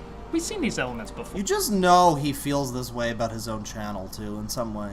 You can kind of get that sense from the way he's talking. Oh, fusing of the genres and the fourth wall breaking and all this stuff. It really does sound in a way like he is talking about his own channel. And the way he's celebrating the movie, like, oh, it's just so great. It's like, I don't know. Maybe it's just me who notices the parallels. But I feel like for a guy who's really in love with himself and in love with his own clever writing and his amazing directorial skills and all that, and thinks that he's such a film auteur, you know, it's possible. He might be comparing his shitty internet, not even review series, but like garbage recreation of movie series to the actual movie. Together in this way, that he's and talking as long about. as they keep finding new things to add to them, my guess is these movies will be celebrated for quite a while. Oh, it's that same old middle-of-the-road bullshit you always pull, huh? Yeah, nut up and pick a side. Yeah, that's the one thing we can agree on. This guy's a what's that? What the fuck? Hang on. So the video is over now, basically. We got credits at 19 minutes in. And then there's... What is this whole segment? What was... Okay, hilarious segment. And then here's Doug Walker himself. This week we are doing Kids Rank, and this actually ties into a new video series we're doing called What You Can Do that demonstrates what you can do if you don't have money to donate, but you can actually go... And now we can get into Doug Walker as a person, I guess, now that he's here. He's talking about donating money to, like, a charity or something, which is probably fine and admirable and great. I'm sure it's probably a legit charity, and I say that and I actually mean it. I'm not being like, yeah, I'm sure that's legit, but I'm sure it's probably perfectly above board, cool thing they're doing, and that's nice. And I don't know. I just don't know with Doug Walker, because he knows about all of that shit that was going down with Channel Awesome, all of the weird allegations that were going on. He was around for all of that. He was present. And he just didn't do anything and didn't say anything and didn't, like... I don't know. It's his whole thing. The whole operation is contingent on him. And yet he doesn't want to actually take any responsibility for the weird shit that his business partners are engaging in under the company name. I don't know. So here we are watching Doug Walker, the actual person, volunteer at some of these local charities. And I'm a little more endeared to him because he is just being a normal human and he's not, like, doing that horrible nostalgia critic overacting thing that he does. I'm a little more endeared to him, but I also am aware that, I don't know, why didn't he do anything about all of that shit that was going on? You know what I mean? Like, I don't know. So yeah, now he's talking about this. Take it out on the government, so they took it out on the military people. Signs of dogs and sailors. Okay, this is well over your pay grade, Doug. It's nice that you might be trying to do a nice thing here, but it's a little weird to close out your Deadpool 2 video with you fucking walking through a military graveyard. Like, what? Again, maybe a nice thing, but just... little out of place. Nostalgia Critic is horrible. Deadpool 2 response. Well, you can go watch Miss Anthropony over here, if you want to see that. There's also Bum reviews, if you're not familiar with the fucking Bum character. But let's check the chat here, see what's going on, see how y'all is doing. If everybody's left by now, Miss Anthropony game show. Oh yeah, the game show. You're right. Yeah, I'll probably be checking out the game show next. That other guy who owns the company, Mike something, Mike Michaud, yes, was like named, personally named in so much of the weird shit that happened. Mike Michaud was. I don't think he was the one that was sexually assaulting. Who was the one? There was that guy Sean Faust, I think his name was, and he was talking about how he got, or maybe that was a different guy, I don't remember, but he was talking about how he got like propositioned by one of these dudes, the one of the Channel Awesome owner guys. He got like propositioned by them for like hours, and the guy was just talking. Oh, drop that down. Guy was just like talking about all the shit that he wanted to do to this dude. I don't think that was Mike Michaud. I think that was a different guy. I think that was Mike Ellis was his name, or something Ellis. I don't think he had any relation to Lindsay Ellis, but it was another guy. I don't think it was him, but yeah. Mike Michaud was supposedly involved in quite a lot of that. Hey, DeadwingDork, you gonna check out Lord Stephen Christ for some more concave Earth stuff? I mean, that video didn't get a lot of views, but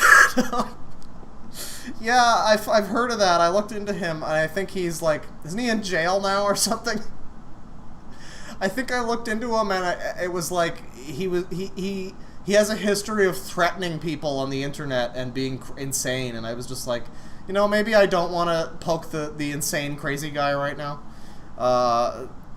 but maybe at some point, yeah. Mike Ellis, yeah.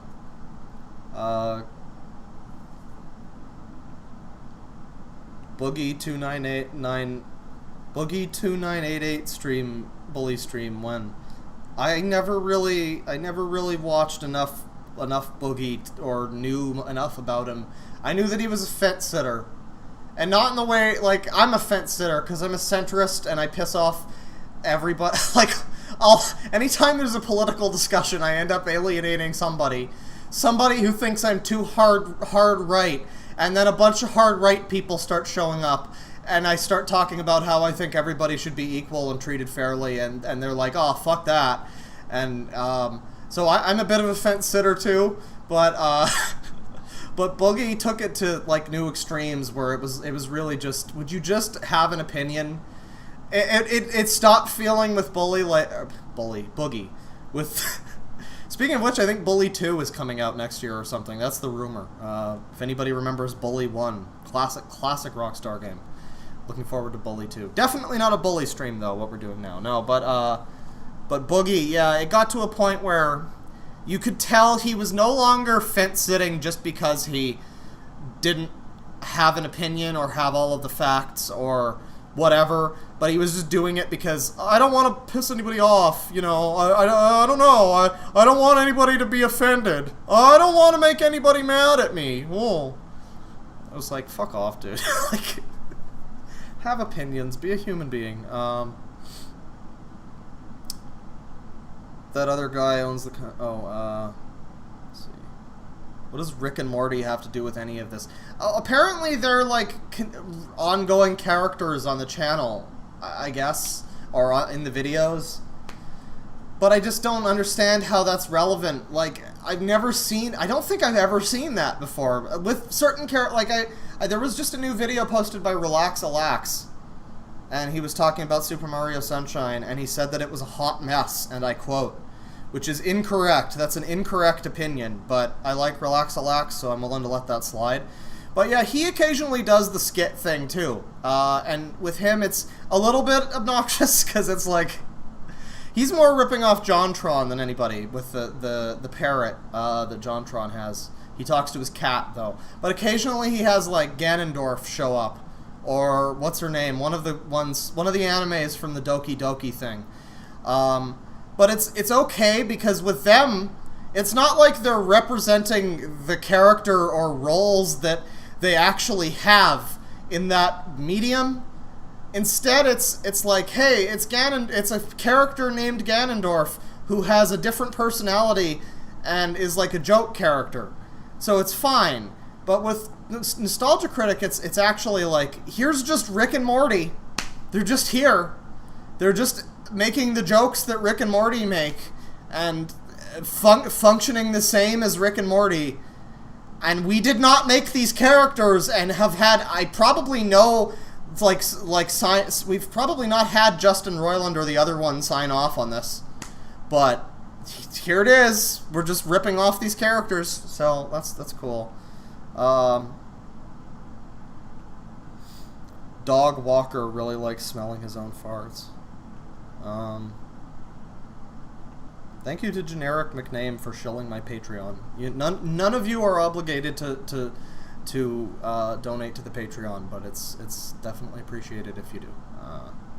I try to make that clear. Like, no, please don't get mad at me for giving people the option. Because people got mad when I started the Patreon. It was like, oh, you sold out. I was like, no, if I sold out, I would be talking about every new Lele Pons video. You don't understand. I would be doing Minecraft streams. You don't understand. This is just an option. So thank you. There was a point in time where I could understand these skits. Yeah, like, back in the day, the skits weren't the only thing in the video, too. We saw a bit of the Flubber video, which was 2010. And it was mostly just the movie. It wasn't a lot of really dumb, awful skits that just fucked the whole thing. People are asking me in the chat if I'm talking about Jim Sterling. I think I don't know what that's in reference to. It might be the person that I watch who does bad skits from time to time. No, I'm not talking about Jim Sterling. I would never watch Jim Sterling. Thank you. I'm sorry, but Jim Sterling is on the same list as Movie Bob for me for quite a lot of reasons. And his wife is particularly special too. Jim Sterling bully stream could happen eventually, but everybody would hate that. So,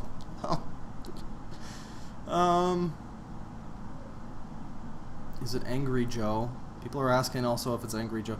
I'll just say it's a good channel. It's Radical Soda, who I thought was a girl because all of the people in the thing in the thumbnails are it's always a girl, but I think he's actually a guy with just long hair. I don't know.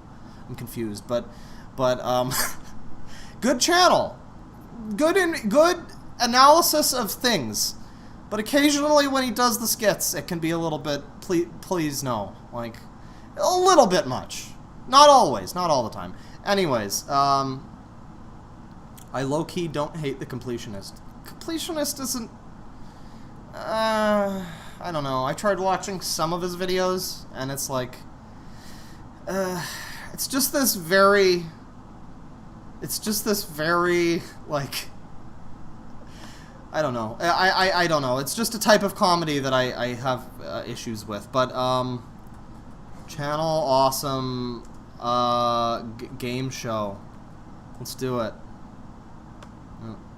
There you go. Pop quiz hotshot, or how I embezzled 90K and made the worst game show ever. All right, great. Is this just the video, or is this with epic edits? On your marks. Now here's Brad Jones again. He actually does videos that aren't the worst. Now, he did just upload. There was just a video from yesterday uploaded by Nostalgia Critic with Brad Jones in it. So I'm pretty sure I can't watch Brad Jones anymore just by proxy. But, Get set. He actually, his videos aren't that bad. Well, my job's done. I hit the on button. So this was a game show that they apparently, like, crowdfunded for $90,000. And if you watch this, just take note of the production value. Alright, catch those fish, boys. I would ask if this is the... You've got people playing a fucking board game.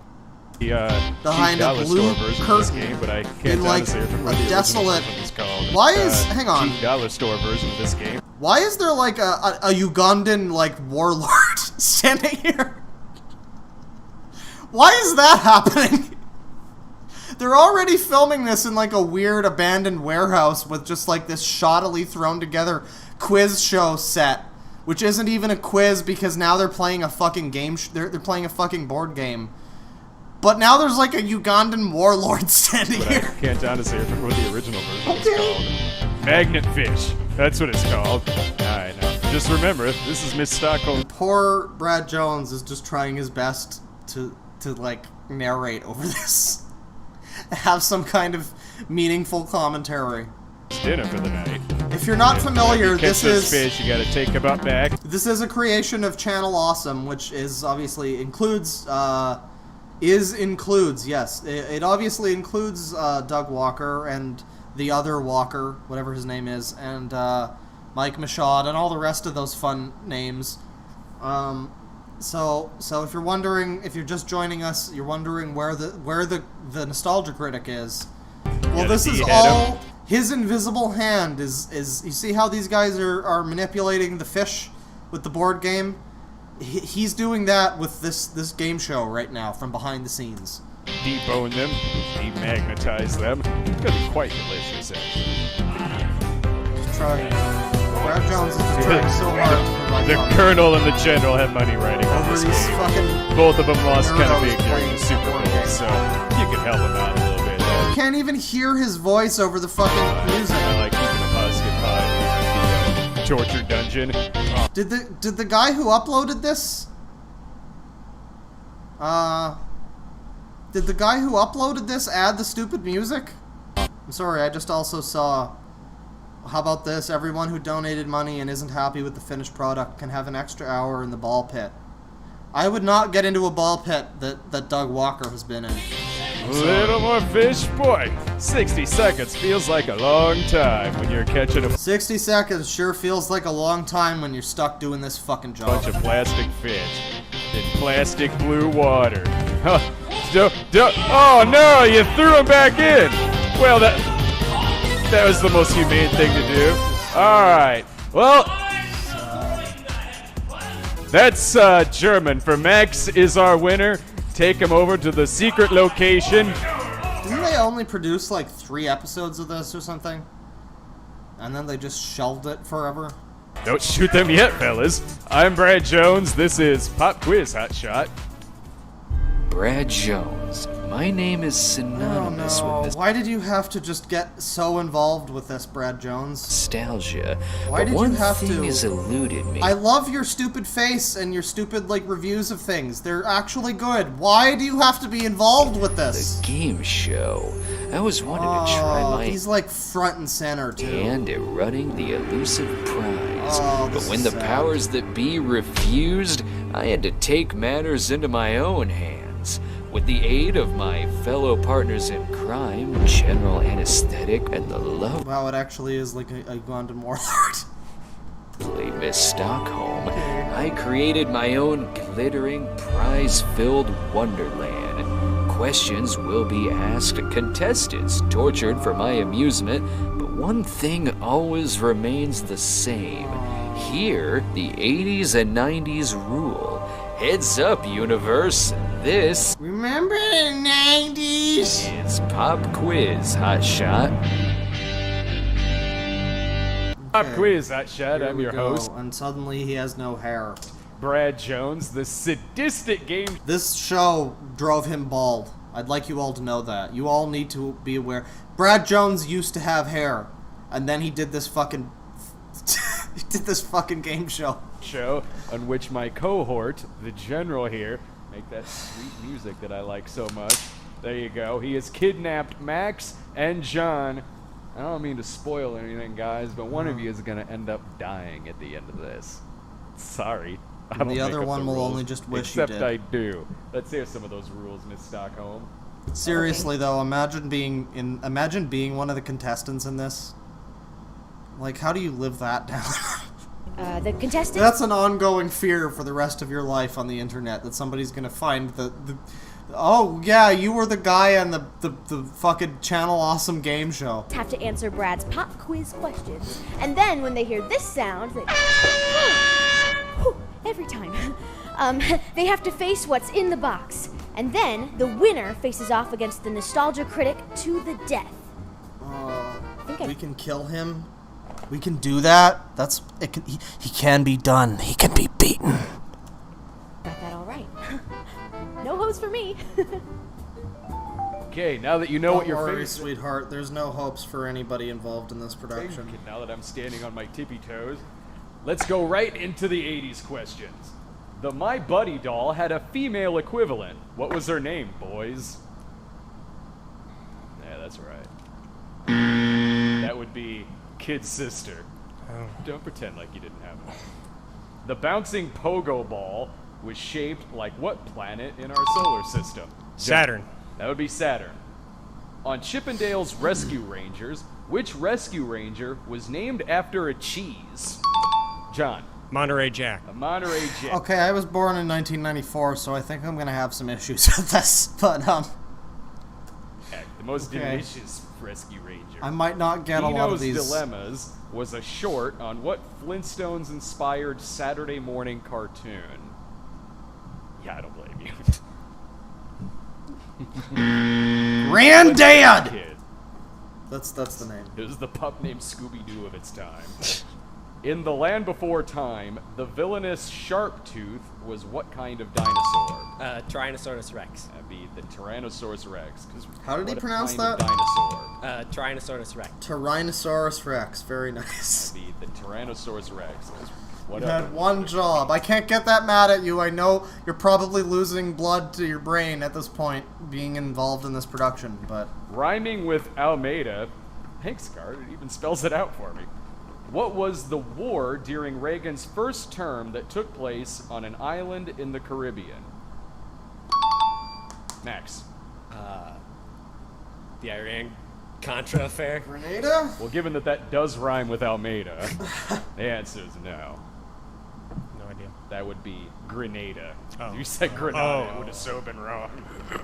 Which lead Okay, well, like at this point, it's just a quiz. It's not something anybody would have paid $90,000 for. Holy shit! But I mean, it's fine. The TV series. It's kind of, I don't know. It feels very.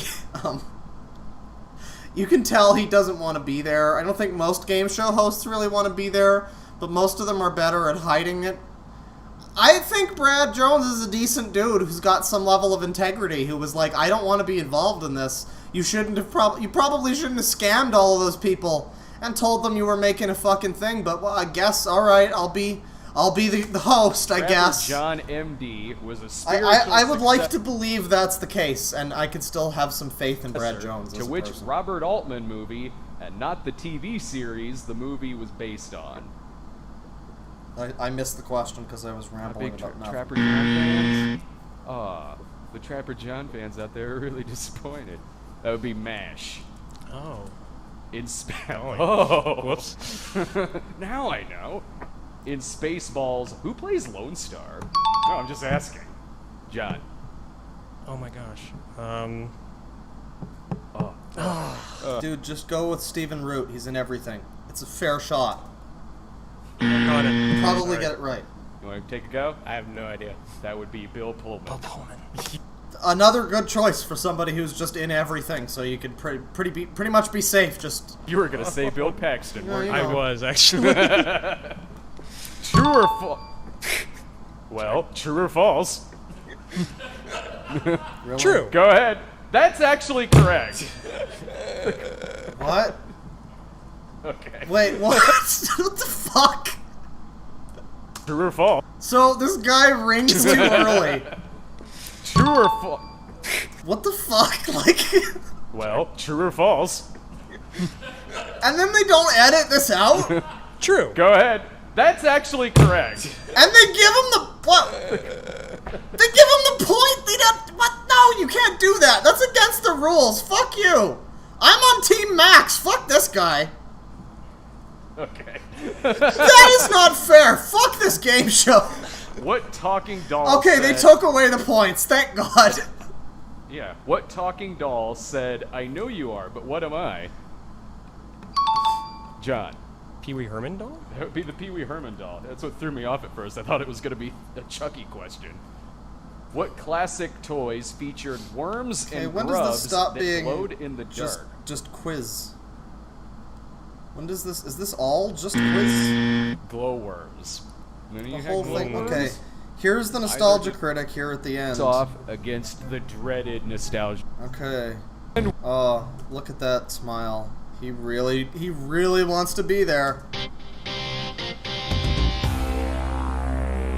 And we are back. John, are you ready to face off? Oh, this fucking tryhard. Against? I knew it would be this guy. This guy's face is way too determined and serious right now for the game show that he's currently on. The final boss. He is taking this a little bit too seriously, I think. And I've only seen him for like a couple minutes of screen time, but like, just looking at his face, I think he looks battle-worn. He looks like world-weary. He's like, I don't have time for this shit. I'm here to win the big money. I don't know who you people are. I just want the money. The nostalgia. I got a lot of people that I owe back. Oh, I could tell. You cut off my sentence there. Alright, come on out, nostalgia critic. Oh, he's still alive? He is, but he might die. He might die. Come on, promise me death. Lots of it. Well, look, just do me a favor. Throw the match, will you, so that you can be happy that you've gotten killed. It would make him. It would mean the world. this guy's really not having a fun time. He's like, I think he's not really sure if this is a joke or not. Like, I don't know. When did this come out? When the fuck was this posted? Well, I guess we're not gonna find out, but I think this was like before all of the drama started happening. So I don't know if people were aware already that you could potentially walk into this thing and just have them treat you like complete fucking trash, and then that's just the way Channel Awesome is. That is how Mafia works. So I think this guy, while Brad Jones is like, yeah, just let the critic win, because otherwise you don't want to know what happens next. I don't know if this guy knows that it's a joke. It is his birthday. See? This might happen. Alright, we're going to try something interesting this time. Let's say, for the sake of argument, that John loses. That means his... he hasn't lost yet. That means that his $100 prize will then be pooled into the next episode, and if that person loses, he gets pulled next, and so on, and so on, and so on. If it keeps going, someone might win $1 million on this thing. Yeah, there's not going to be that many episodes there, Brad. Yeah, like... Not a guarantee we're even going to get more than a couple episodes in. Well, this should go swimmingly. Okay, so the category is Disney love song. Why did you say swimmingly? What does this have to do with swimming? That joke doesn't make sense if you're not... Anyways. When I read you a lyric from a Disney movie, you just got to get the right answer. You ready? Okay, here we go. No man is worth the aggravation. That's ancient history. Been there, done. Mulan. No, Hercules. Love is an open door. Life can be so much more. Mulan.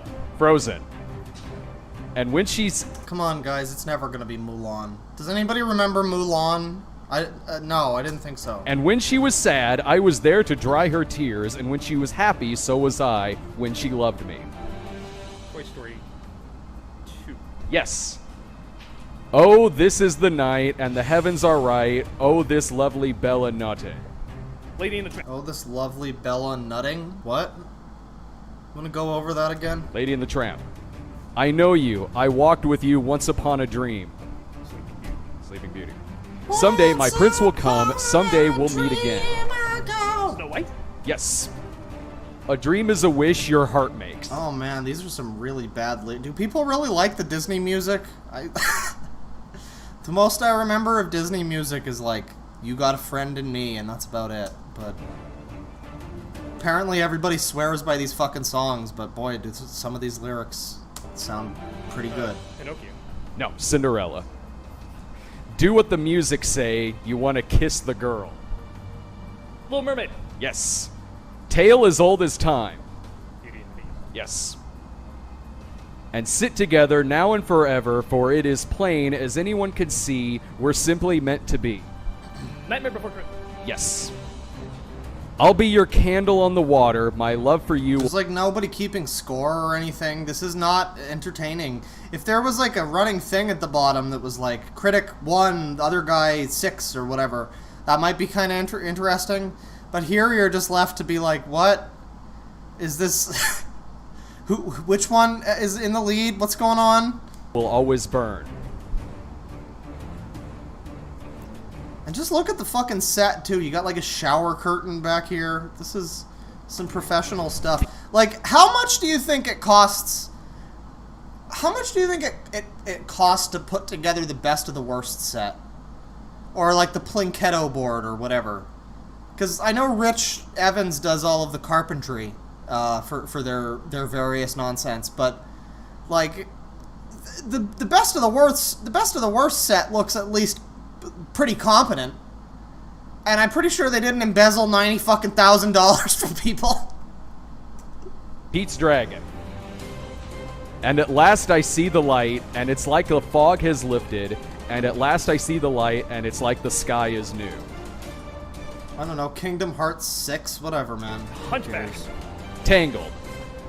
I can show you. I like how they're guessing, and they're like, I don't know, which stupid fucking fairy tale does this generic-ass lyric apply to? Oh, I guess it's the Hunchback. Oh, no, it's the other stupid fairy tale with generic lyrics. I don't know why I'm shitting on Disney so hard. I think a lot of their older movies are probably fine. It's just now they're kind of... the world. Not great. Just haven't really watched that many actual Disney movies. I know, like, The Lion King is supposed to be an amazing classic, but I don't know. I think I wanted to watch Cinderella as a kid because I was, I don't know. I guess I was a weird kid. I don't know. I don't know. Yes. No, I mean, I think I saw that. Can you feel the love tonight? Lion King. Yes. Okay. That's it for the questions. What's the score, Miss Stockholm? The last question should have just been, the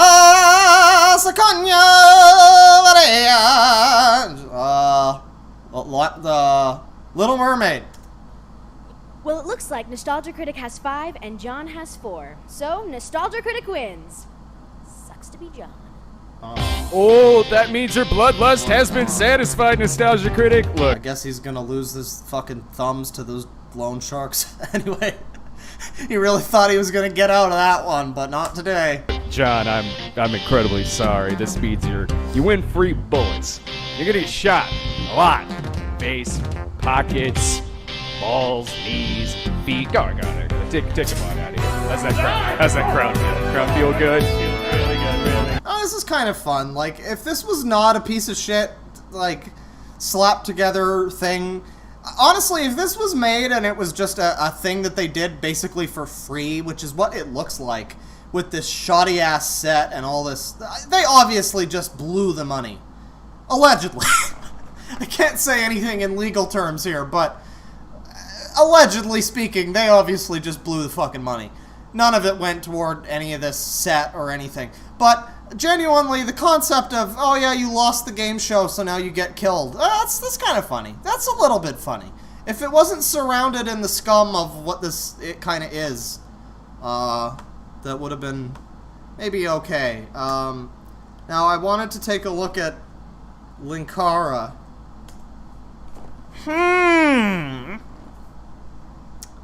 I wanted to take a look at Linkara. Oh, he does live streams too. That's great. Because I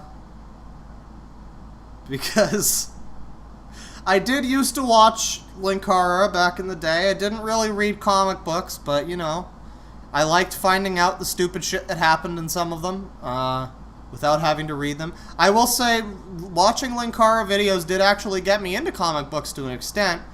That and having a crush on that girl in Smallville who was in a cult. You hear about that one? Yeah.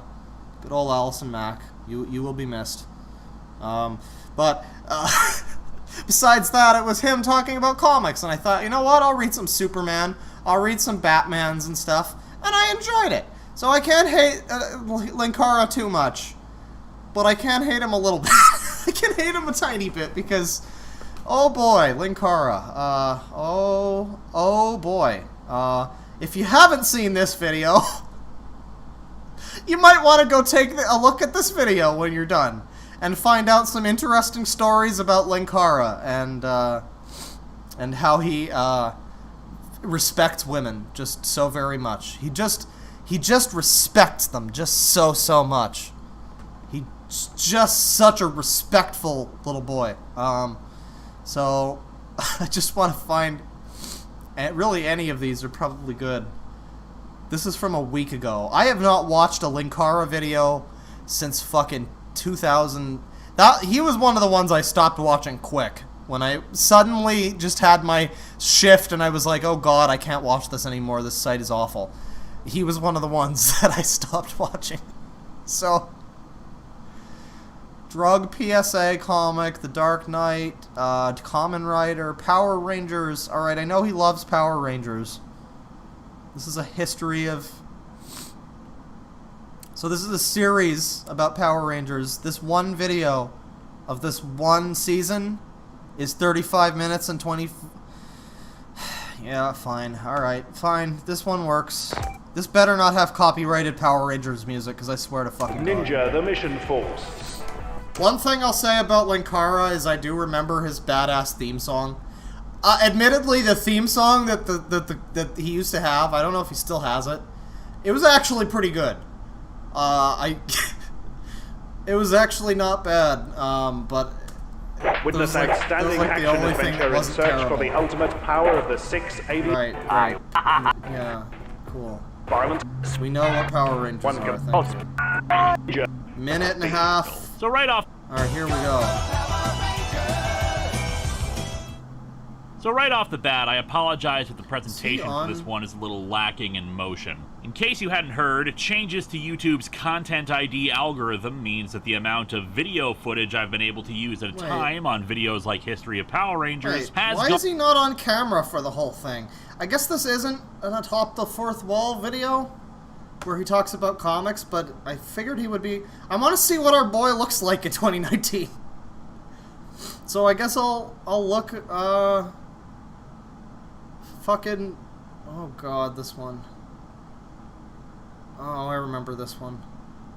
This was really the old days. This was back when Spoonie wasn't a piece of shit. This was back when Linkara was acceptable. And they were together and it was like not the worst thing, but oh boy. Boy, have times changed. Anyways, I guess we'll just watch this one. It's the newest one. Oh my god, he looks like John Lasseter before the groping. What the fuck, dude? Hello and welcome. What is with the glasses? Does he think that looks good? Does he? No, it really does not. You don't know. You're not John Lennon, mate, bruv. Come to Atop the Fourth Wow, don't do that. Wall, where bad comics burn. Oh boy, I did not. He used to wear just normal glasses. He still had the fucking fedora and the trench coat, but like he had normal glasses and looked like a normal person. In 1964, Sports Illustrated magazine, in order to create some buzz in the otherwise slow sports period of winter months... Oh, he really got bloated over the years, didn't he? Right, so... Unpopular, comic. beginning with Marvel... Wait, comic book swimsuit issues. Oh no. Is this gonna be one of those videos? Is he gonna go off for a fucking half hour about how much he respects women and how harmful it is to the female gender that there's a person on a page that has like, subtle guys, no one would ever guess what it is that you're parodying. Truly, this must have the same comedic genius as power pachyderms. Parody is actually the thing that needs to be talked about right away, because while the first thing one would assume about these comics is that they're just full of Marvel superheroines and bikini pinups, and they are, a good chunk of this first one is made pretty much to act as a parody of an actual magazine. Right. Sponsored by Stark Enterprises. Look, see, there's a dude, okay? There is a dude in a Speedo with chest hair. So any further comments that he makes in this video about misogyny are and presumably deodorant companies. Like I said, it's actually presented like an Right, okay, great. I mean, at least his videos are still what I expect them to be. This is pretty much what they used to be. I can't The death of insects. Like, I can't make that much of a joke Change about party. it, because at Just the end of the day... Thanos, maybe Death would have been more impressed with you if you used your... It's the same, I mean... You know, there's something to be said. Like, now I'm thinking, okay, well, at least it's the same format, but now I'm also thinking, okay, but you've been doing the same format now since, like, 2010. Or before. And I don't know, is it better or worse that... Like, Nostalgia Critic has improved. I mean, not improved. No, definitely not. He's definitely not improved, but he has evolved a bit over time, somewhat. His content changed. At least it's not as good as it used to be, actually, but it's like different. But here he's just, wow, this is from 2 days ago, and he's actually just making basically the same videos that he's made for like 10 years. Sexy that a lot of media suggests is all I'm saying. Although what woman wouldn't see the Punisher in this skull Speedo and not immediately want to... He's still talking about woman and clothes and oh god. Which cannot be comfortable. Also, I think you might have missed the point of a swimsuit issue when she's just straight up naked.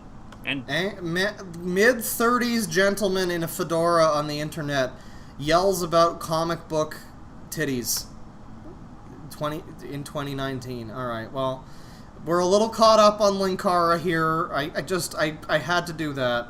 I haven't seen a Linkara video in a long time, and it seems like I really haven't missed anything. Let's check the chat here, see what's going on. People are yang-ganging. Devolved, mutated. You're being very judgmental before watching the video. I mean, I used to watch Linkara videos. I'm not going to sit here and watch a 28-minute video of him yelling at titties in a comic book. But all I'm saying is, at the end of the day, it's fine. Like...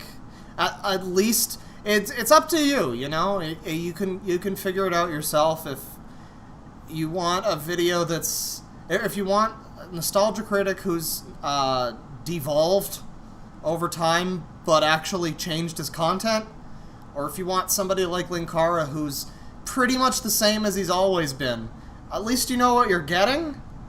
But Like, yeah, I don't really need to sit there and watch him bitch about titties for half an hour, because I know I've seen him do that before, you know? Let's see. I was just inspired to lose weight. He says they're pointless since Rule 34 exists now. Glasses can really frame the face well if you pick the right ones. Yes! I actually think he looked, as I recall, I think he looked alright in the glasses that he used to wear. They fit his face. And now he's got this stupid John Lennon thing happening. He's apparently blind now. I don't know if you're joking, or... oh, he puts on normal glasses? Oh, okay. I thought that was just his new look. I thought he just shook it up, but alright. Hate the new glasses. Oh god, Spoonie. You know that movie UHF with Weird Al Yankovic? Doug Walker reminds me of that, but without the charm. What did I come back to? Other folks from remember not to tweet Linkara pictures of green M&Ms. He had a crush on Mac. Well, yeah. Chloe was the best waifu on Smallville. I will stand by Smallville being an okay show.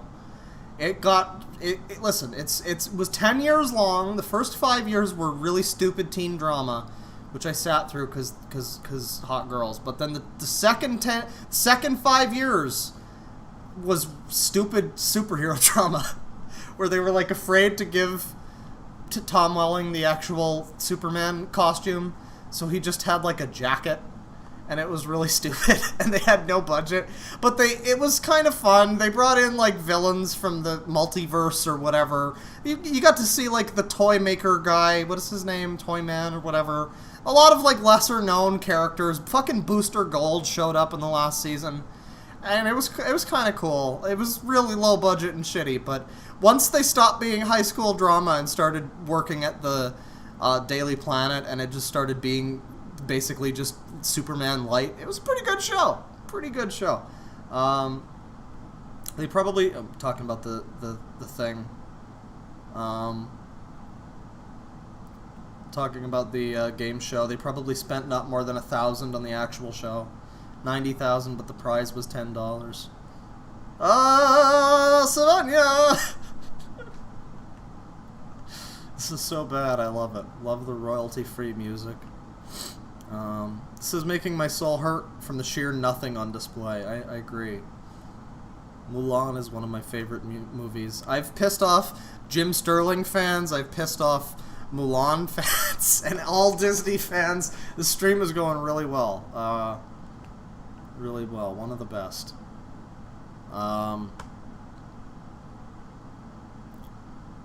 They might have the Smallville Superman guy in the last season of Arrow. Oh my god. I stopped watching Arrow a while ago too. I forget what season it was. Oh yeah, now I remember. It was that season where they killed off the entire cast at the end of the season, and then the next season was just like, lol, we were just joking, everybody's still alive, haha. And it was, I was like, yeah, no, I'm good, thanks. You don't just do that and then be like, nah, we were just joking, haha. It's like, no, if you were, we were all sick of Felicity. It took us 5 years and we were all sick of her, we thought she was dead. And we thought you were, like, rebooting the series and it was going to be great. But no, instead you kill off, like, 2 characters nobody cares. Anyways, I'm done with Arrow. I thought it would be cool. I thought he would, like, go to a different city and it would be, like Arrow West Coast or something. Like, a new timeline with new characters. And it would be crazy. But no, it was just, come back for next season of the Felicity show. So, if Smallville guy shows up on Arrow, that would be interesting. But I think they also had a Superman in Supergirl. Because as I recall in the first, like... By the way, the stream's probably done now. I don't think I can stomach anymore. If you're still here and you're waiting for more video, I think we might be packing it in now. Gone on almost about 2.5 hours. Pretty good time. Pretty good time all around. But yeah, the Supergirl first season, I remember they had to have Superman save her from, like, danger in every time something happened. And I think that technically takes place in the same universe, so I don't know. It's weird. It's the CW, like, I haven't followed that in years, but at this point I'm just left like, well, okay, but like, if, like, Superman canonically exists in this universe, so why do we need to care about Green Arrow anymore? You know what I mean? Like, Superman has canonically... I guess it's a different universe where Supergirl lives. It's in the same multiverse, but it's in... I don't know. Oh, God. Anyways, yeah. Now I'm talking about comic book shows because of... ostensibly because of Linkara. I blame him. Yeah, so that was the stream, I think. That was a look back and sideways, I guess, at current and past Nostalgia Critic. We got a brief cameo from Linkara there. We had Brad Jones hosting the most pathetic game show ever made that costs $90,000 of viewer money. Like, viewer submitted. So that was cool. And I got the wonderful idea to do a video, or maybe a stream, probably a video actually, shitting on the fucking crossover movies. I don't think I can watch them all, because I know the last one is like 5 hours long or some shit. To Boldly Flee, I think it's called, and apparently it's just really oppressively boring. But I could probably watch, like, Kick-Assia. What was the other one? Suburban Nights, I think it was called.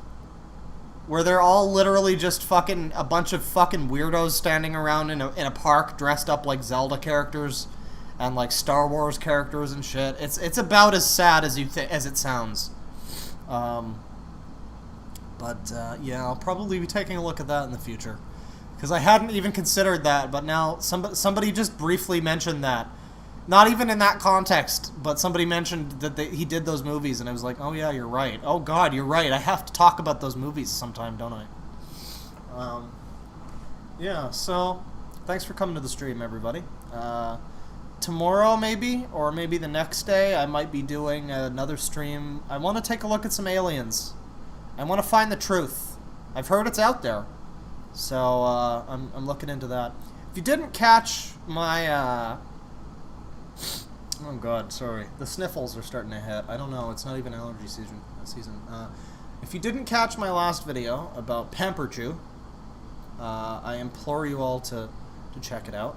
It was, quite the experience, as I think I said before.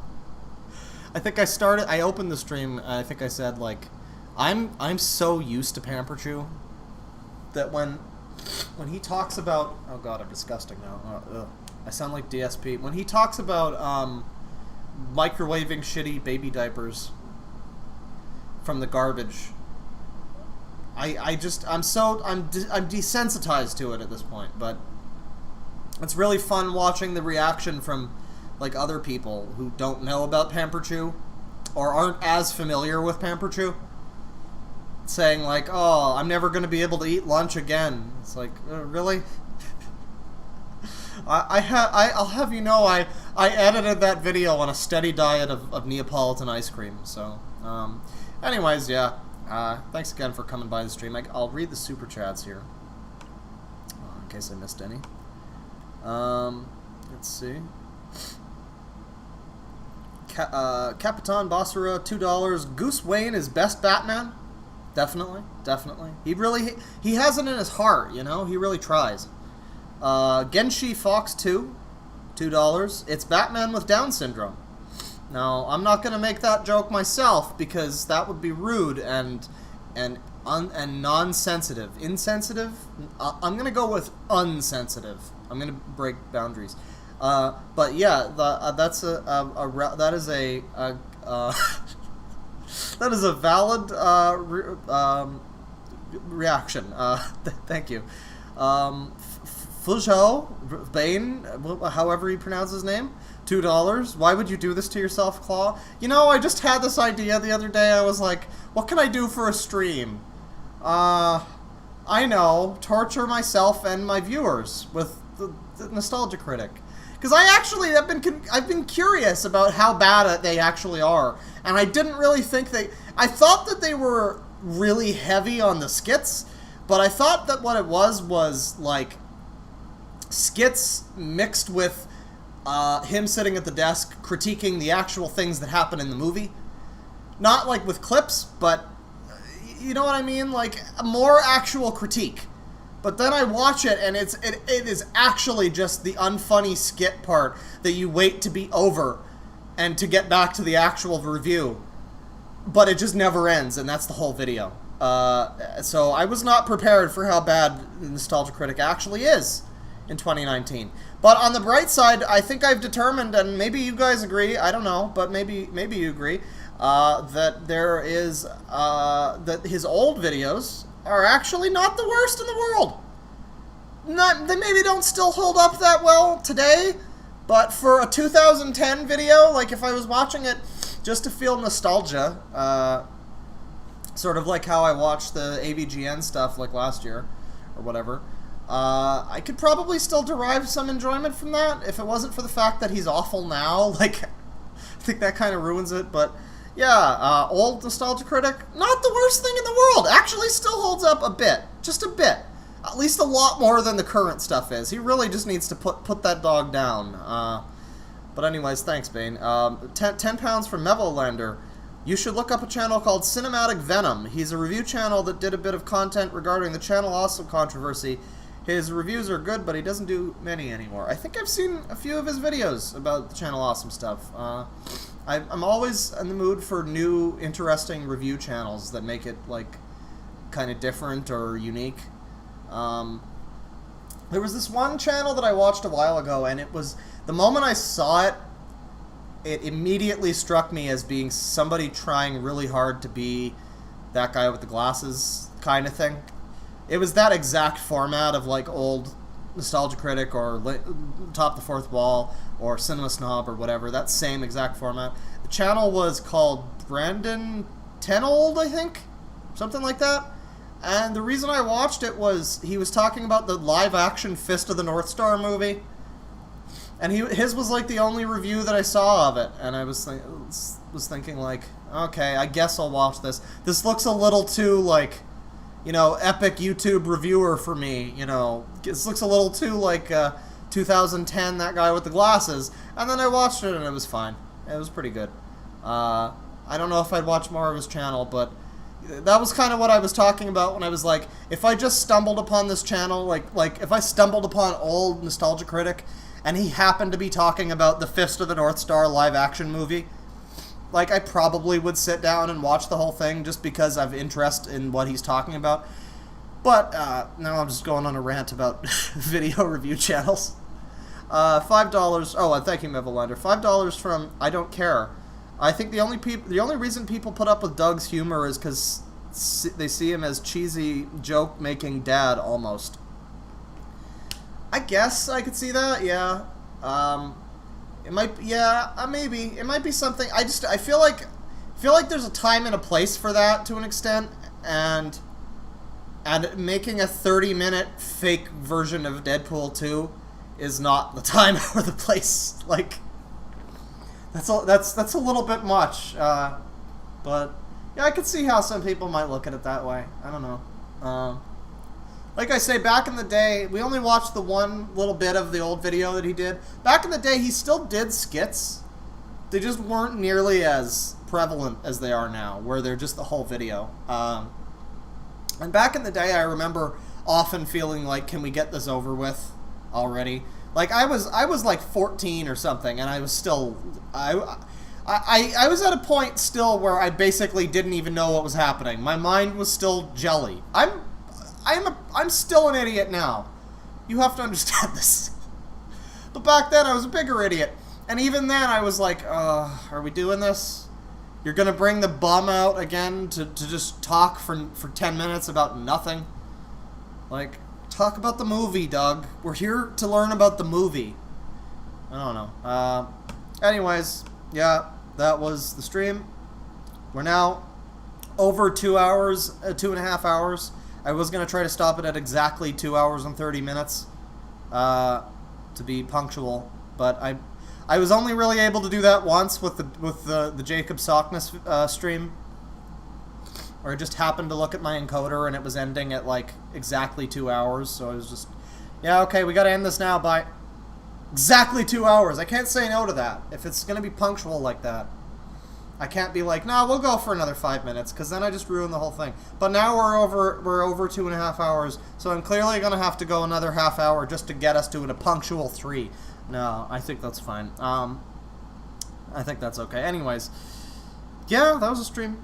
That was some Nostalgia Critic. Sometime in the future, we'll probably look at his shitty movies. Probably in video form. I don't know. Something like that, though. Something cool. Yeah, take it easy, guys. I watched it, and I was gonna say I remember it. It's something I watched it, so you don't have to. But you were here with me, so you had to. So I'm sorry. Hello, goodbye, I'm DeadwingDork. I streamed it so you can suffer too. That'll be my trademark. Alright, take it easy, everybody. Penis.